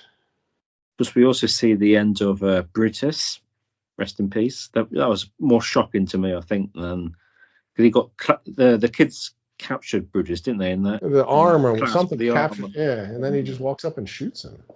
Yeah, that's this episode. I guess maybe it's the end of this episode. Yep, that was quite. That's a bit indignified for Brutus, because he's quite good, quite cool. So, I was gonna say, well, no, that can't be this episode, but it is this episode because the kids. Yeah, it is this episode. The kids are in the ship that somehow, I guess, KB remembers the coordinates, so they're flying to Atten, and as they fly to Atten, the pirate ship sees them. Right, the pirate ship captures them in a tractor beam or something. Somehow that big giant pirate frigate captures the ship that they're in, and that's how they get. And Kavor's right. This is the one where Jod's like, search the ship, you'll find 4 scared kids on it or something like that. And KB uses her voice modulator to scare them or whatever goes on there. Then he uses the Force to get out of his chains, so he could have got out of them the whole time. Well, we learned that back at episode 1 or episode 2 when he's in the prison. It's just I could have escaped, but I didn't have a ship. I had nowhere to go, kind of thing, or whatever. So I'm not going to reveal this. Plus, I don't think he wants to reveal that to his pirate buddies any sooner.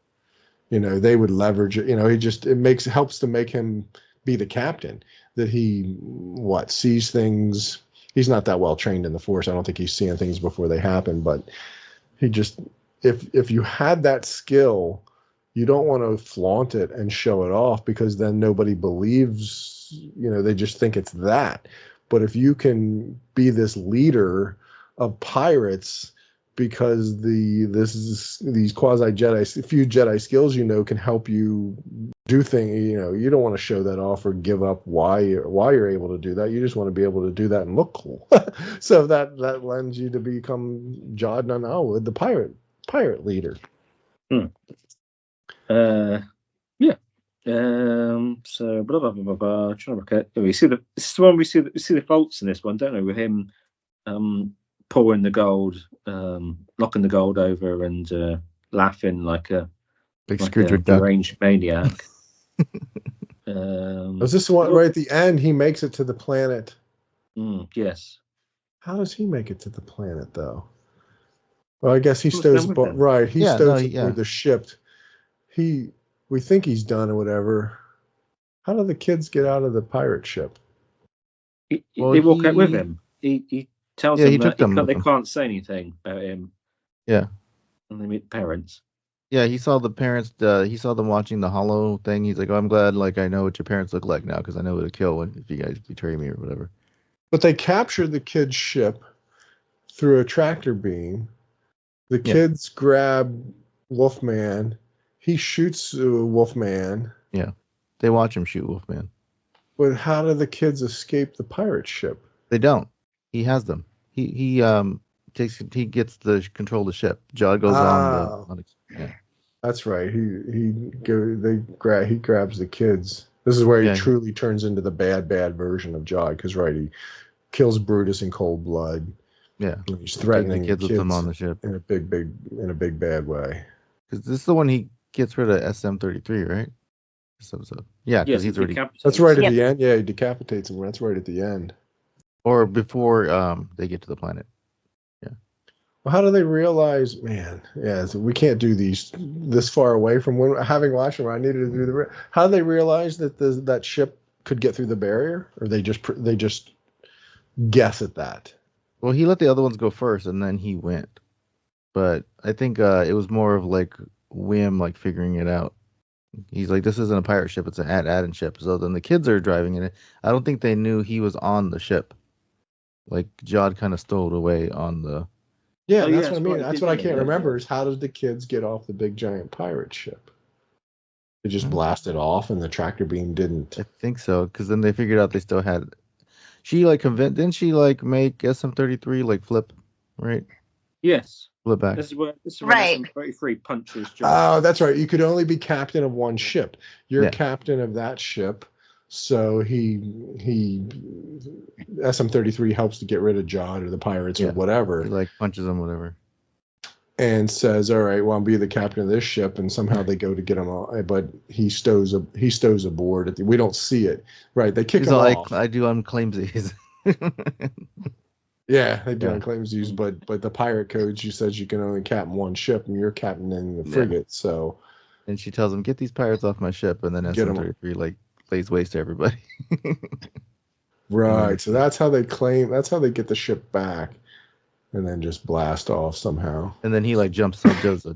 I'm assuming he does a Jedi jump onto the ship at last minute. Yeah, clearly, yes. He gets aboard in a way that we don't see. I don't remember seeing it at all. No, they don't show it. He just sees the.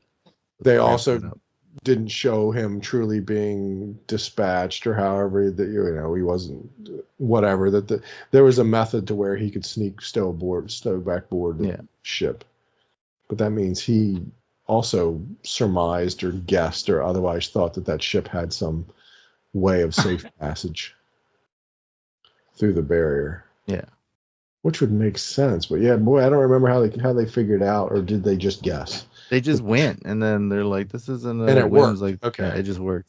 Because they went by the first one, they're like, "Oh, it's attacking the other ones and not us." Yeah. And it turns from the barrier or the beacons or whatever, turn from red to green, and sort of like, okay, you can pass, but the ship's following them or whatever.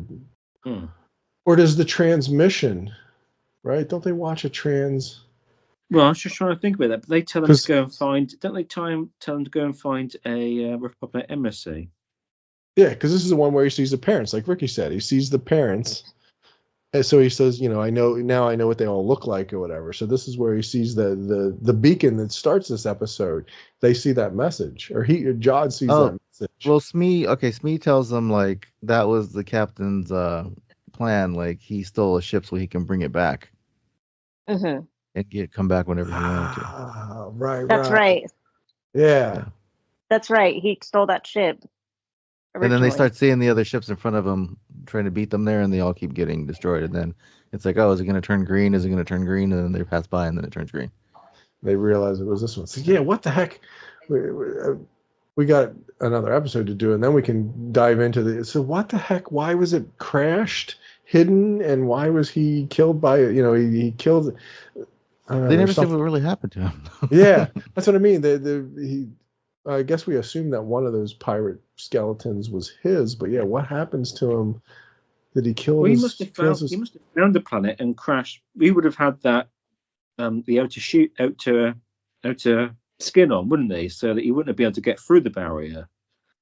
So he must have been attacked, and then the ship crashed on the planet because he couldn't get through the barrier. So he never made it to stand on at that time. But the legends and everything have him, wallowing in gold and knowing singing the songs about it. I think he does. It could go back and forth with the shield over it. I don't think that mattered. Yeah, I would think the signature would work. Yeah, the transponder, the signal would still be there that it would allow it to pass. But then, right, how does he? Or maybe he shut. Right. Yes. You can only shut it once. That's right. How does he land? Or is he pulling a Jod where he doesn't go back? He just goes once and raids the mint.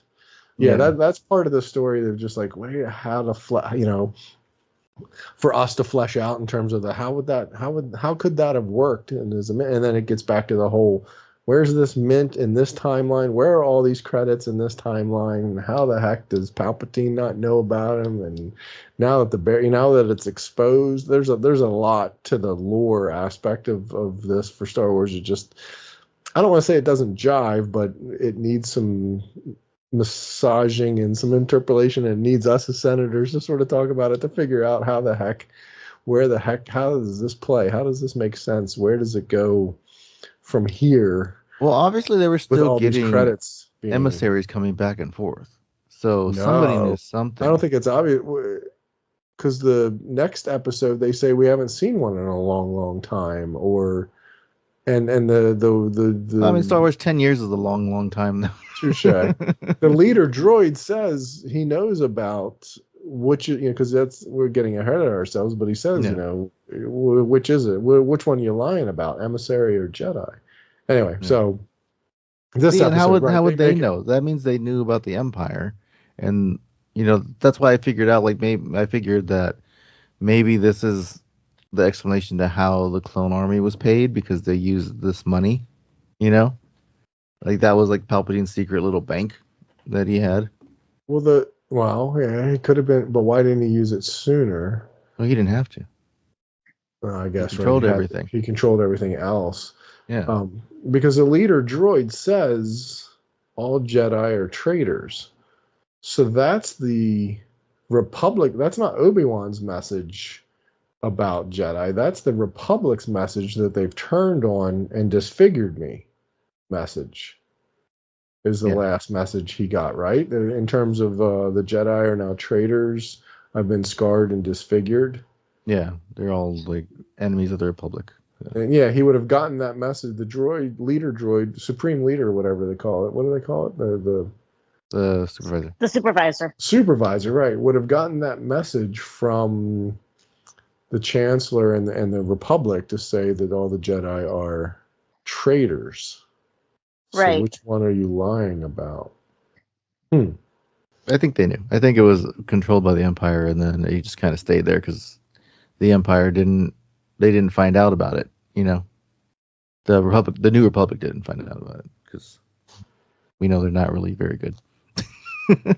Okay. Well, yeah, touche. So the kids. This one ends with the kid. This one ends with Jod doing the Scrooge McDuck thing, like you said, or whatever. So he stows away and lands with them. And the most irritating part of this whole episode is when he touches the little gold bars and they all fall down. I hate that. It's like you're making a mess. You're making your ADHD comes into play. Yeah. You're just like no. This cascading. Cascading. Yeah. Right. We move on to the next last episode. We'll never get done. So the finale was called The Real Good Guys. And that was on January the 14th. So that's just over a month ago. Yeah, see? The finale was there. That seems quite recent. We should all be able to remember this. So Jod continues to pose as the Republic emissary. He orders Wim, Neil, KB to be confined to their quarters while he takes Fern and Farah to meet the supervisor, who is revealed to be a massive droid. When the supervisor contradicts Jod's claim about being a Jedi, revealing to have learned of Order 66, Jod is forced to destroy the supervisor. This causes a blackout in the city and shuts down the safety droids. As the pirates invade Atatum with the intent of enslaving the populace, Wim, Wendell, Neil, and KB race to the Onyx Cinder. The ship locked in place, Wim and Wendell devise a plan to distract Jod so Wendell can restore power. This enables KB and a repaired SM-33 to launch and fly the ship past the barrier and call Kim, the owl, for help. Shortly after, the Onyx Cinder is shot down by the pirates. Meanwhile, on Atatum, Wim, Wendell, Fern, and Farah all tussle with Jod, while Wim and Fern separate Jod from his lightsaber. Wendell and a reluctant Farah destroy the barrier. This allows the New Republic forces to arrive and deal with the pirates, shooting down their ship and forcing Jod to admit defeat. Everyone then races to the Onyx Cinder crash site to find KB alive and well. Wim looks up to the sky in amazement at the New Republic ships arriving on Atatum as power is restored. Abrupt end. Credits go up. So they never show what happened to Jod. He just kind of standing there looking at the ships, but then he smirks. Yes. So does he escape? Yeah, his ending was super deluxe, open-ended, purposefully. Yeah, it's quite perfect for him, wasn't it? Perfect. For It wasn't captured, wasn't killed, wasn't, it was just very much, and all of the things that were foreshadowed. Well, I guess that was last episode or 2 episodes ago. Don't ever push this button. Clearly, somebody's going to push the button at a later point in time. If you ever need any help, you can always contact me. Clearly, they need help and they're contacting Kim. All of those sort of very obviously foreshadowy things or whatever finally get wrapped up and come to fruition in this episode in a neat way. I couldn't remember how the heck did they contact Kim, but they she flies it up in the air. KB, right? Somebody flies the ship off. Yeah, because she was the one that could contact her somehow or whatever. Yeah, and she's like holding SM-33's head. Yes, that's right. Yes. Why? Why was she holding his head to fly the ship? Because he chopped his head off. Yeah, she needed. I know, but why did she need to hold his head and somehow using him to help? Where was the He was helping, wasn't he? He was helping us to remember. Well, because he couldn't see because he had no head, so she was holding it so he could look out the window. Oh, wait! No, let's say where the Onyx Cinder was on the landing pad and was captured. The pirates land, and all sort of heck is breaking loose, and the kids jump on speeder bikes. Where do they go? They're trying to save Fern or whatever. They're heading to the tower to try to. Yeah, they were all going to try to turn off the barrier. Remember? Why were they trying to turn it off? So the only way they could, the good guys could. The power got shut off. That's why. But it was the only way the good guys could make the play. Oh, they were thinking it would reset the system. Yeah. Or it was the only way the good guys could come into the At-Atten as if the barrier was gone. Well, I know Jod was threatening to turn it off too. He finds a button. No, he was trying to stop them from. Oh, he wanted his ship to come in. I'm getting. I've got my timeline of this episode out of order. Right, he's like, I need my other ship in here, talking to the supervisor, and the supervisor's like, wait, which one are you lying about? So he stabs it in the eye, and then is just like, all right, well, how do I get? And he threatens her mom, or somehow there's something there with them that he's like, well, how do I get my other ship in here? And she reluctantly, because they don't give up the barrier there, because the other ship comes through the barrier. The frigate, the pirate frigate comes through the barrier. So she hasn't turned it off yet. She just gives it passage somehow. Because it does that neat effect, that neat scene where it comes through the clouds and magically lands in the neighborhood. Aten's this huge planet, but somehow it magically lands in the neighborhood where all the kids live. I found that quite convenient. And the pirates, like the Bane, the one pirate that we know, whatever, captures the moms, or somehow he captures stuff related to the kids. It's just like, well, how do they know what luck they had to send a landing party to pillage and plunder the kids' neighborhood of all neighborhoods that were on Aten? But it was a necessary part of the storytelling for the pirates to end up in that same neighborhood. But I didn't quite get that. He gave him the coordinates. They were shooting. Yeah, gave him my street address. Yeah, looked at the tag on the back of his shirt or his backpack that had his street address. If lost it. But why did the pirates send in landing part? Why are they pillaging and plundering? They don't need to be necessarily doing the R word, but why are they pillaging and plundering or whatever at Aten? That they send cannon blasts and are shooting up the neighborhood. And I didn't quite understand. It didn't make any sense. I They guess could have just landed. Yeah, I guess just to intimidate the around them. They're landing there and they're causing chaos and. Well, they pirates. Just to do it because you're pirates. That's what you do, kind of thing. Yeah. But you had and I guess they don't know yet. Judge just told them to land and begin the attack. He hasn't given them the full story yet of all I really need you to do is come land over here and let's start offloading this mint because it's got more credits than the ship's ever going to be able to handle. Was his plan do we think his plan was to raid the mint once and be done with it? No, because he tells them like, I want you guys to get back to work. That's why he didn't want the barrier to come down. He's like, right. I want you guys to keep making credits. Keep making credit. This endless supply, which on its own seemed an endless supply. What was it, like 1,138 volts, like that, or something obscene? 1139. Yeah, right. Once they empties that one, there would be 1138. It was just an obscene amount of volts. But right, there was something too. He wants them to. You'd want to be the next. What was the original pirate's name that just sort of keep that mint going? But you'd have to kill you have to. That kind of secret's not going to stick with your crew. No. You have to do what that other pirate did to sort of dispatch your entire crew and keep it to yourself because. But then he was like so adamant about like, I need to get my ship in. I need to bring my ship. Let me contact my ship. It's because he just had to prove like to himself that he could and to them that he wasn't a failure. That would make sense, right? You bring that other ship in, your entire crew is now going to follow you no matter what you say because what you said was true. Here's Aten with this endless like you believe credits. Like nobody believed me and But it's just like a sense of pride for himself. Like I'm finally going to have them. Respect me and look at me. He didn't have to. He could have just stayed there. Yeah, that's what I didn't quite get or didn't understand. He had access to all those credits and could have just. But right, you get that crew. Now they'll follow you to the ends of the universe, and they'll believe anything you say because you were right. You were finally led them to the promised land and led them to Aten, which was to the pirates, a fabled thing in lore because that's what we learned when they're in that first. Docking thing that it's a myth or it's just a thing they tell pirate kids. I don't know. And when the barrier comes down, it goes from them looking up at that green swirly stuff. They can actually see the space and sky now.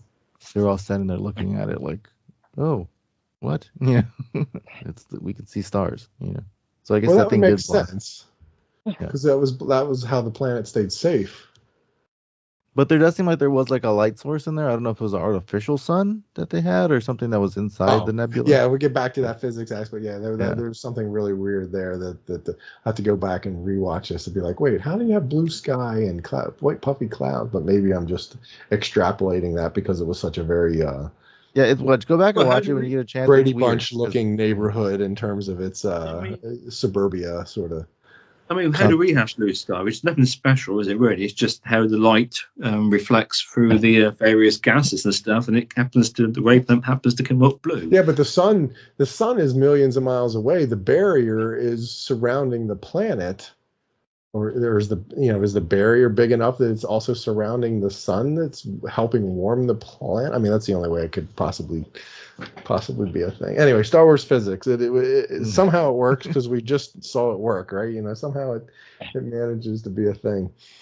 I don't think we were surprised that the supervisor was a droid, so to speak, versus an individual or person. I was. I was. I thought it was going to be like. I wasn't. I thought it was going to be the pirate guy as a supervisor. Oh, that's right. There was speculation that it was going to be him.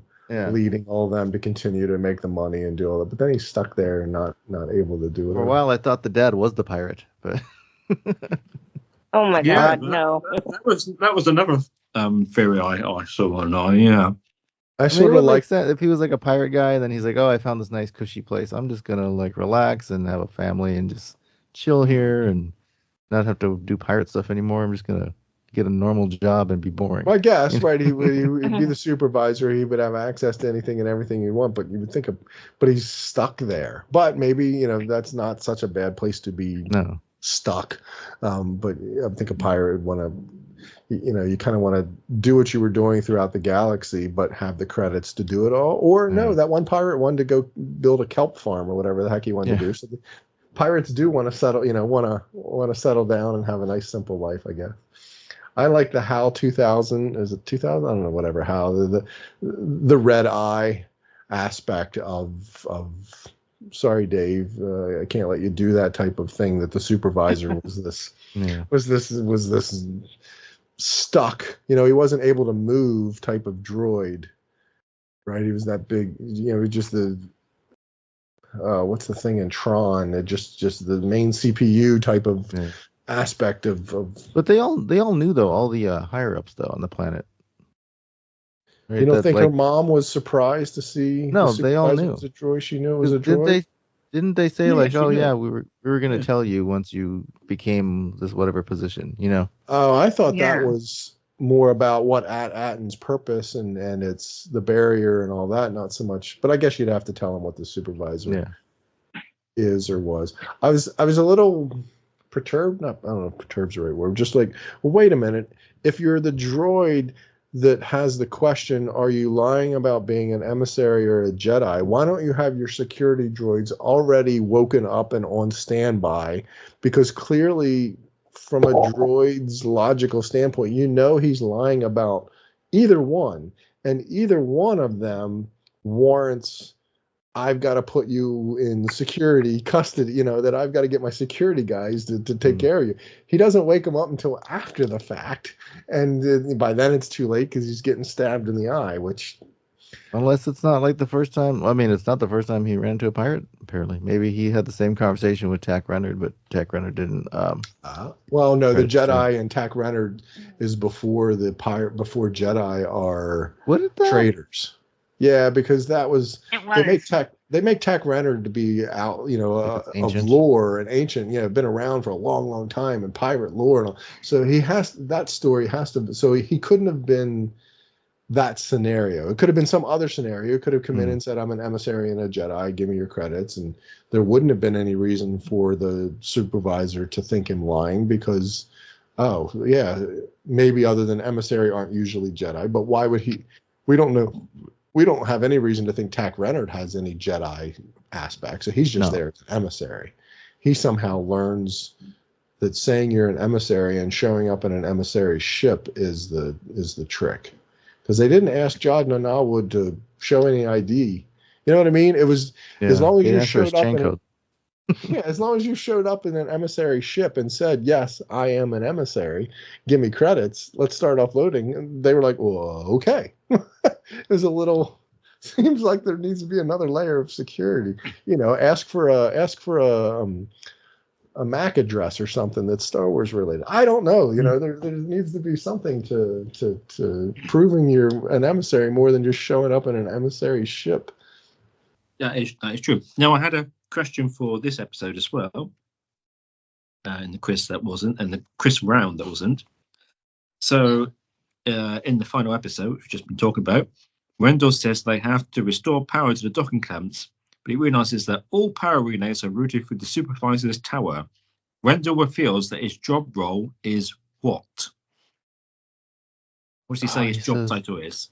He says something like, I'm a level 7. Something. His dad? Yeah, his dad Yeah. says, well, you just happen to be talking to the Dreamsicle that handles this sort of stuff Ricky's or half something. there. Is a level 7. Level He did the rewatch. Level That's 7. why. Supervisor, or no, what did they make him do the test for? To see if you were going to be a Level 7 administrator or something. Why did he have to take the? Why did Wim have to take the test? He was going to be a calculator. No, a an analyst or something like that. Shoot. Well, they just say analyst. That's not actually what Wendell says his job is, though. Is a level 7 systems coordinator. Oh, that's right. 7 systems coordinator. I just remember his dad being proud. He's like, "Well, I'm the dude that knows how to do that. So yeah, I can make this happen, Captain. Let's go." You know, a good father-son bonding moment in terms of realizing what I his dad does. I think that exam. Yeah, I think that exam that Wim was freaking out about was sort of like an ASVAB, like the career assessment thing that you do in high school. That's what I took it to see, be. like, That's exactly what I took it to be. Yeah, it was kind of like that. See if you're going to be a trash. Ron? Oh yeah, see if you're going to be a trash compactor. Trash. What was Finn?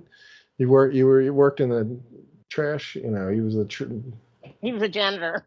Janitor, basically, or whatever. Or you're going to be a supervisor that deals with the power pieces or whatever. I don't know. It was a cool. Oh, he did already have. I'm kind of rewatching that scene. When he killed the supervisor, he did already have droids that were surrounding him, and she's like, oh, he's a traitor, he's a pirate, or whatever.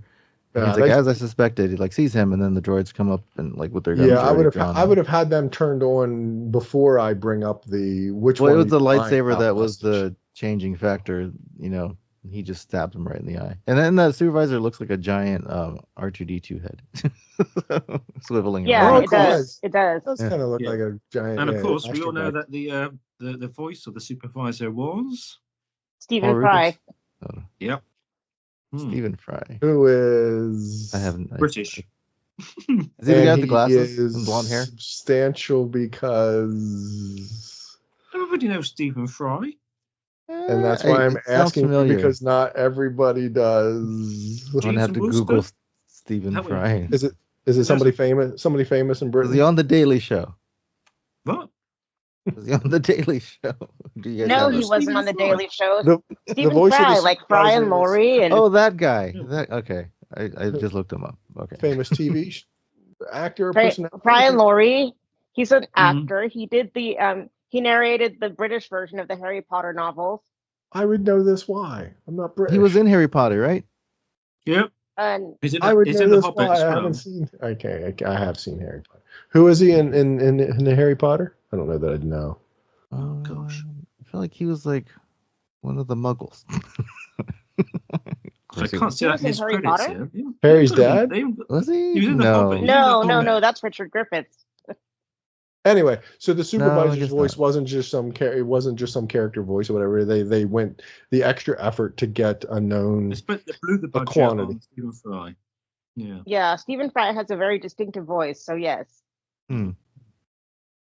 To British people, because I don't know it was distinct. Ron, if you Googled him, you've seen him in things. I just can't remember. Yeah, you've seen him in a lot of things. Yeah, you've seen him in more things than you think. Okay, so he's one of those types. As soon as I see the actor's face, I'll know who he is. But you're not going to know what movie. Yeah, touche. This is the episode. He's it's that guy.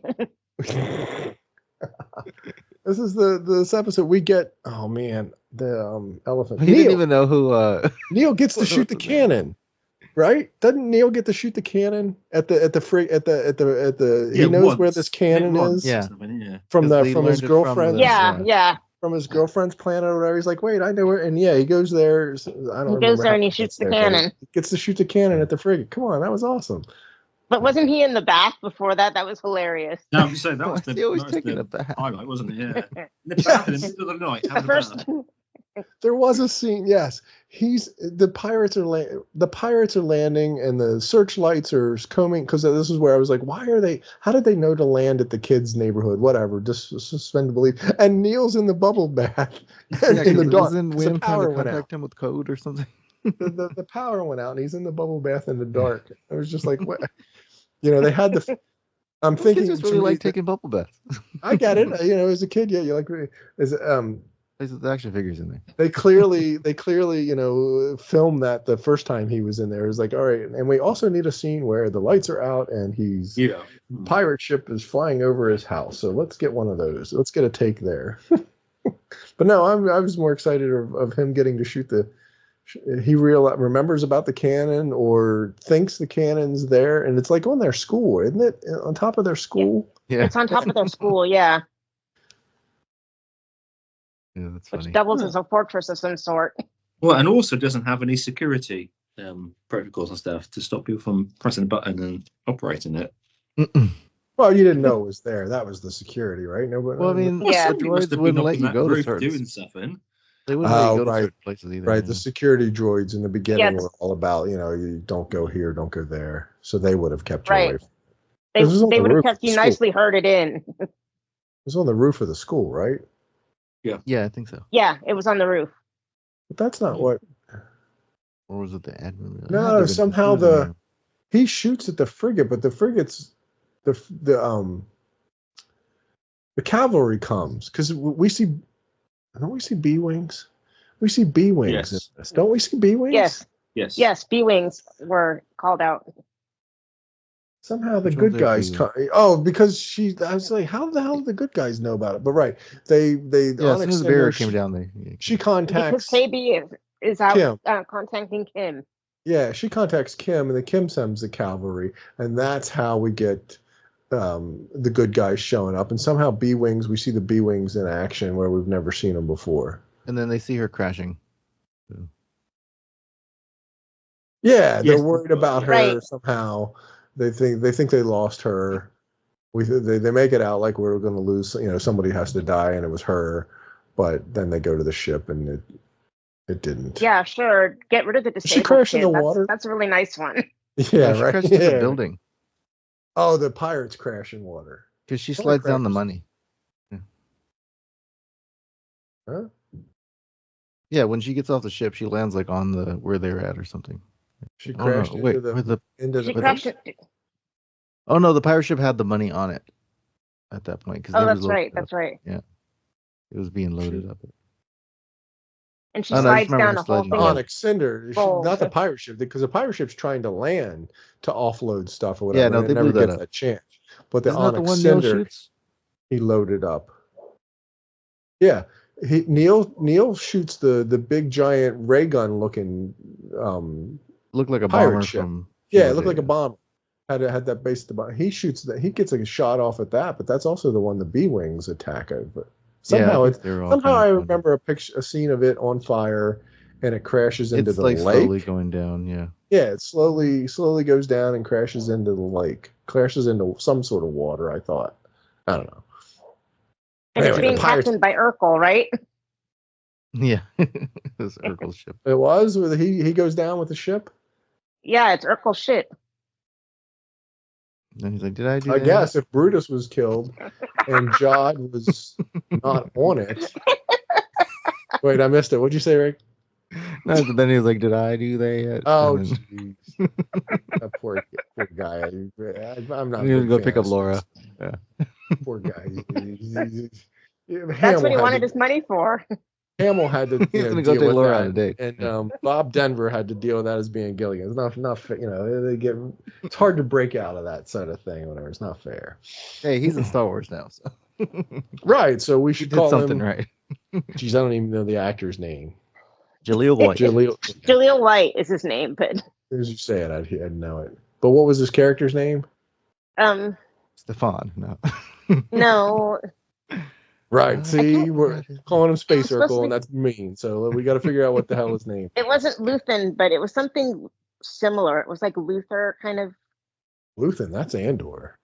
Yeah, I know. Luthen is Andor, but it was something similar to Think that. it was like that? Well, we didn't hear it very often, right? His name. Yeah, we didn't hear it he said very it in the often. previous episode. I'm sure it was said, but yeah, we didn't. I don't remember what his name was, but yeah, it was Jaleel White. Could have been used. Could have said his name a little bit more. Let me see. What's his name? I gotta look it up now because it's gonna bother me. It was Space Circle. Stop. What kind of anagram? It's like has the commas like Kim's name, but it really does spell out Space Circle. That would have been mean to do whatever. But yeah, what kind of anagram could come up with? Lurk. Yeah, that's what I mean. It could have been Captain Lurk or something to reorganize the. But I'm sure that's in his contract. That no, I'm not being named anything remotely close to Earth. But that would have made for a good Star Wars name for sure, right? It would have been in the writers. Gunter, that's right. Gunter. Sorry, I thought it was like Luther, but it wasn't far off. No. Hey, he's still doing Urkel stuff. He did Urkel Save Santa, the movie, in 2023. He was the voice. He knows where his bread's buttered. I thought it was cool. You know, you don't know who he is if you don't know who he is, and then watching it, I can't imagine anybody's picking it up. And you know, it's not like Bob Denver was in anything else in Skeleton Crew. No, if you had Gilligan, you know, in there, you'd recognize. But that's more because of an age thing, right? Because Urkel was a kid versus now he's a grown adult. So you know, having Gilligan and he's an adult, and Gilligan and Skeleton, you're just going to look at him and go, that's Gilligan. You know, that's the trouble with sort of known. Well, but wasn't he also in Dobie Gillis, something like that? Anyway. Well, I was getting ready to say that's the trouble with having known actors, but I guess known. I mean, you didn't even know where Jude Law was from. No, I didn't know where he's from, so I knew he was a thing. I'm thinking like Alec Guinness and Tarkin and those types that they were famous. But as a kid, when you watched Star Wars the first time, Ron, like, did you know who Alec Guinness was? No, exactly. That's what I'm saying. You don't. Yeah. So there's known versus famous, because Alec is famous, and what's Tarkin's real name? It's terrible that I'm Peter Cushing. Thank you. It's Cushing is famous, but he's not known. They're not known necessarily to the masses like Gilligan. You know, the would have been known as a. They're not The Rock. Yeah, exactly. To have The Rock in the Star Wars just would never work, because you're just going to constantly see him as The Rock. Well, they keep like trying to petition for Keanu Reeves to show up in something, but like, which I wouldn't mind. But I mean, yeah, he's kind of a big, name. It's weird because like Woody Harrelson gets away with that. He's in everything, true. And you don't think of him as, oh, that's the guy from.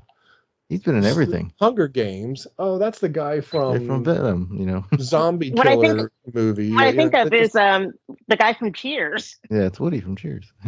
Yeah. Oh, you're dating yourself there. What's that? No, it's exactly right. When I look at him, I think, how the heck did Woody from Cheers have this epic career spanning all sorts of awesome genre career? You know, who did? Yeah, like this glow up. His agent. How did that happen? If ever I went to Hollywood, I was like, who's his agent? Because I want that arc. That's he just found a way to sort of, because not that we need to dive into that first. Anyway, so yeah, it works for some people, clearly. Somehow it can be made to work for some people. So anyway, the Skeleton Crew was, I don't know that we get a season 2.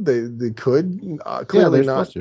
Clearly not with the kids, being the kids. They could be older and have to go on some other get together, and because they have some shared knowledge of this journey or whatever. But I found season 1 to be exactly what it was, an entertaining Star Wars story told in the Star Wars universe. It wasn't tied to all the lore. It wasn't, I don't want to say bogged down, because that's not fair to say bogged down by all the lore and having to be tied to it. It was just a cool, fun, adventurous story set in the Star Wars universe that entertained the heck out of me for a couple of weeks. I enjoyed it. Yeah, I'm pretty sure we'll hear or see something more like Celebration about. I mean, my mother-in-law was Skeleton watching it Crew. by herself, and she's like, "Have you seen this show?" I'm like, "Yeah." Like, I'm surprised that you're watching it. Like, like, Yeah. They me, clearly left it open-ended enough that, like we said, Jod's not captured or killed or anything like that. So there could be some other sort of story or adventure to whatever it is he's I got wanna see- going on. I And wanna the see kids, the Adventures of Jod or something, even if it's a comic or something. the kids, where they go or how they would end up getting the gang all back together, kind of thing. But I've long said this for any Star Wars. If some creative can come up with some cool story, then that's what you make. Yes. Don't make it just because we want an episode 2. Somebody come up with something and somebody cobbles and throws something. What, that like stick. Jurassic Park? Like Yeah. Jurassic Park movies, don't Yeah, they? don't just keep making Jurassic Park. Oh, Yeah. look, there's another island. I guess we got to they go just back to talked it. Yes. They were talking to the creators, I guess, a couple of weeks ago or something like that, and they were saying how, like, now that the supervisor is like destroyed, now the planet is kind of like not protected, and so the parents got to kind of be the protectors now, which they weren't really, had that role before, So like, I guess the They kids are weren't- more experienced than anybody else. So yeah, they Yeah. would have some experience on how the galaxy works, that they could help their parents or help their planet become safe or protected, because they saw Neil's girlfriend's planet and how it fell into warring factions. So there's some like I say, some creative can come up with something that would make it entertaining and make for a fun season 2. That I'm all for it. Bring it on, more Star Wars story in the Star Wars universe. With the things that we know and love, heck yeah! This proved it can be done. Very little X-wings, B-wing, they existed, they were there. We saw a lightsaber, but it wasn't all about that. It was adventure and story in set in the Star Wars universe. And also they can incorporate other elements of this story going forward, like in other stories, like bring in like a grown-up Lim or. Yeah, and Mandalorian or something, or not? Maybe not Mandalorian because it's around the same time. But like, like in the movies or something like that. I mean, those kids look old already. Have you seen them? Well, yeah, this thing was shot so long ago. It was fell to what? COVID fell to, the writer's strike fell to so many things that they're dealing with kids is a tough thing unless you shoot it back to back to back or whatever. They're gonna have to be a story that's moved along timeline wise. Neil has like so many wrinkles now. It's crazy. his brother's got a full mouth of teeth by the time we go. Yeah, exactly. Anyway, we're gonna wrap this up. This was more like this could be on Disney Plus. More. This would work on ABC on our Friday nights, episodic sort of TV to watch and have some fun and just have something out there would be. I mean, the Jawas and whatever was on TV back in the day. Put this now that they've gotten their money out of it from Disney Plus. Put this on TV. Some kind of announcement about it coming back, so that'd be good. It sounds like the creators are still talking about it, so that's always a good sign. Yeah, right. Celebration is going to be is where they're going to. There's no reason for them to share anything else right now because they need something to make Celebration worthwhile. So. I agree that it'd be awesome to see some news come out of Celebration regarding it. There's going to be a TGIF lineup, and Urkel's going to be leading a new crew. and John Stamos is going to get his own show. Gunther. I was going to say, come on, we went through that exercise to learn his name. We're going to use his name. Okay, Gunther. It's going to be an unlimited card one day, Ron. Yeah, no doubt. Ryan will be a happy camper for that. What else? So. Thank you very much, everybody. Can't find my script. It's a matter. I know what I'm saying. We don't have an episodic question. Yeah, you didn't ask one at the beginning. I always liked that. That was always a fun way to wrap up the session. Because I know I was going to ask the odd question. Yeah. No, I'm just teasing you. Yeah. Let's wrap this up. It was good stuff. Yeah. So thanks everybody for listening. We've reached the end. You can find us on all the usual social media platforms. That little bit will be inserted after my voice, I'm sure, very soon. So goodbye from everyone. Ryan has already departed. He had a better offer for the second hour. So it's goodbye from Marie. Goodbye.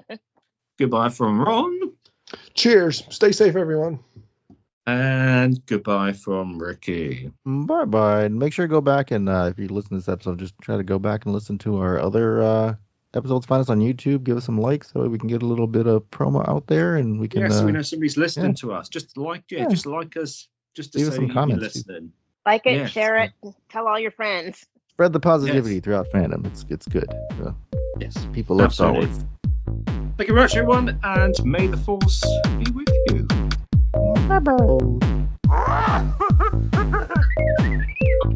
Go switch off.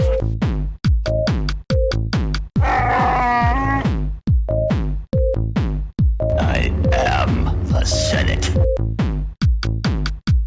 Be sure to follow us online. We're at Facebook at PSW Senate. Join our Plus W Star Wars Facebook group, where we all are in there interacting. You can find us on Twitter at PSW Senate. On Instagram, we're at PSW Senate Podcast. And on TikTok, we're at PSW Senate Podcast. We look forward to hearing from you. The Force will be with you, always.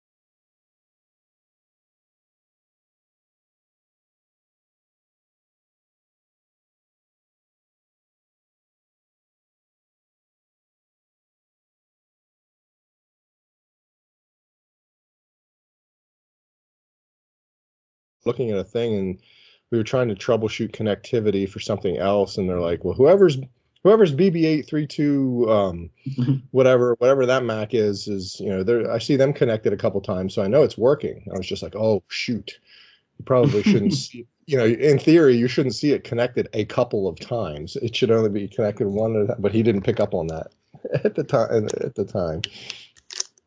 Things you have to do. You wearing a Star Wars shirt, like, who would dare? But you said that. Who did that? Unbelievable.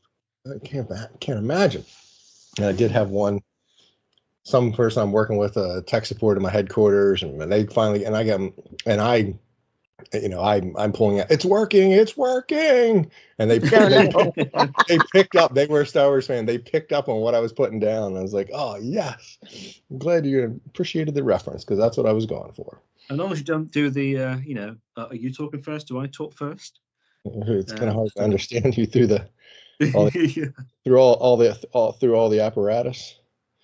Just don't say, "I'll see you in hell," and then run off. Yeah.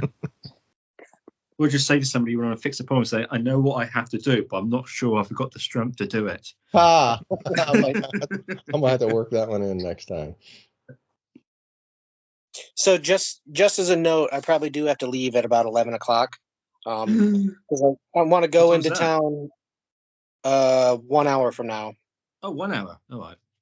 Yeah, I don't think I'll be able to do the whole thing because I want to leave a little bit early to beat the weather to go see a movie today. So it's not Captain America, is it? It absolutely is. No. I can just spoil it for you because I saw it, so, and then you don't have to go. Han dies. Rude. Don't. Han dies. This is like, you've only went to the movies like twice in 5 years, haven't you, Ricky? It's been like 3 times now. Yeah, because it was you went for Spider-Man, then something else, and then Cap. No. It was Saw Spider-Man that brought you Kung back. Fu Panda, and then geez, what was the last thing we saw? Spider-Man. No, I saw the drive-in. I didn't see it at the theater. Oh, What was the last thing I went to go see? Well, I did see Phantom Menace when that came back out. oh, maybe that's what brought you back to the theater. Yeah. Oh, there's something else. Because I remember it was a big thing. You haven't went to the theater in a while. I went last month. What did I see? I think the last time I went to a theatre was to see. Oh, I used to know this. I think it's like Titanic. Mm. Oh, jeez. All right. Wow. Oh, Sonic. Star Sonic Wars 3. after that? You didn't see Star Wars in the theater? No. I've watched the ones that came out in the theatre. I found illegal streams of them about 2-3 days after they came out. So I watched them with people's heads bobbing along and stuff. Small piece of my heart just died. You ever see Star Wars on the big screen? You know that's a big deal for me. I'm sure I know this or whatever. I'm just repressed a horrible memory. Oh, we have to remedy such somehow. I'll tell you what, I'll tell you, if the Force is strong, but I tell you that anxiety is stronger than the Force. I'm kind of remembering something to that. Yeah, They don't have like the same setup that we do here over there. They still have like the cranky thing for the audio. What? So it's on a wheel the whole time. Yeah, and they play the diddle ding ding ding ding ding the whole movie. So. They got actual Foley artists in there making the noise, swooshing around things. They still have a piano for the music. Clopping coconut halves together.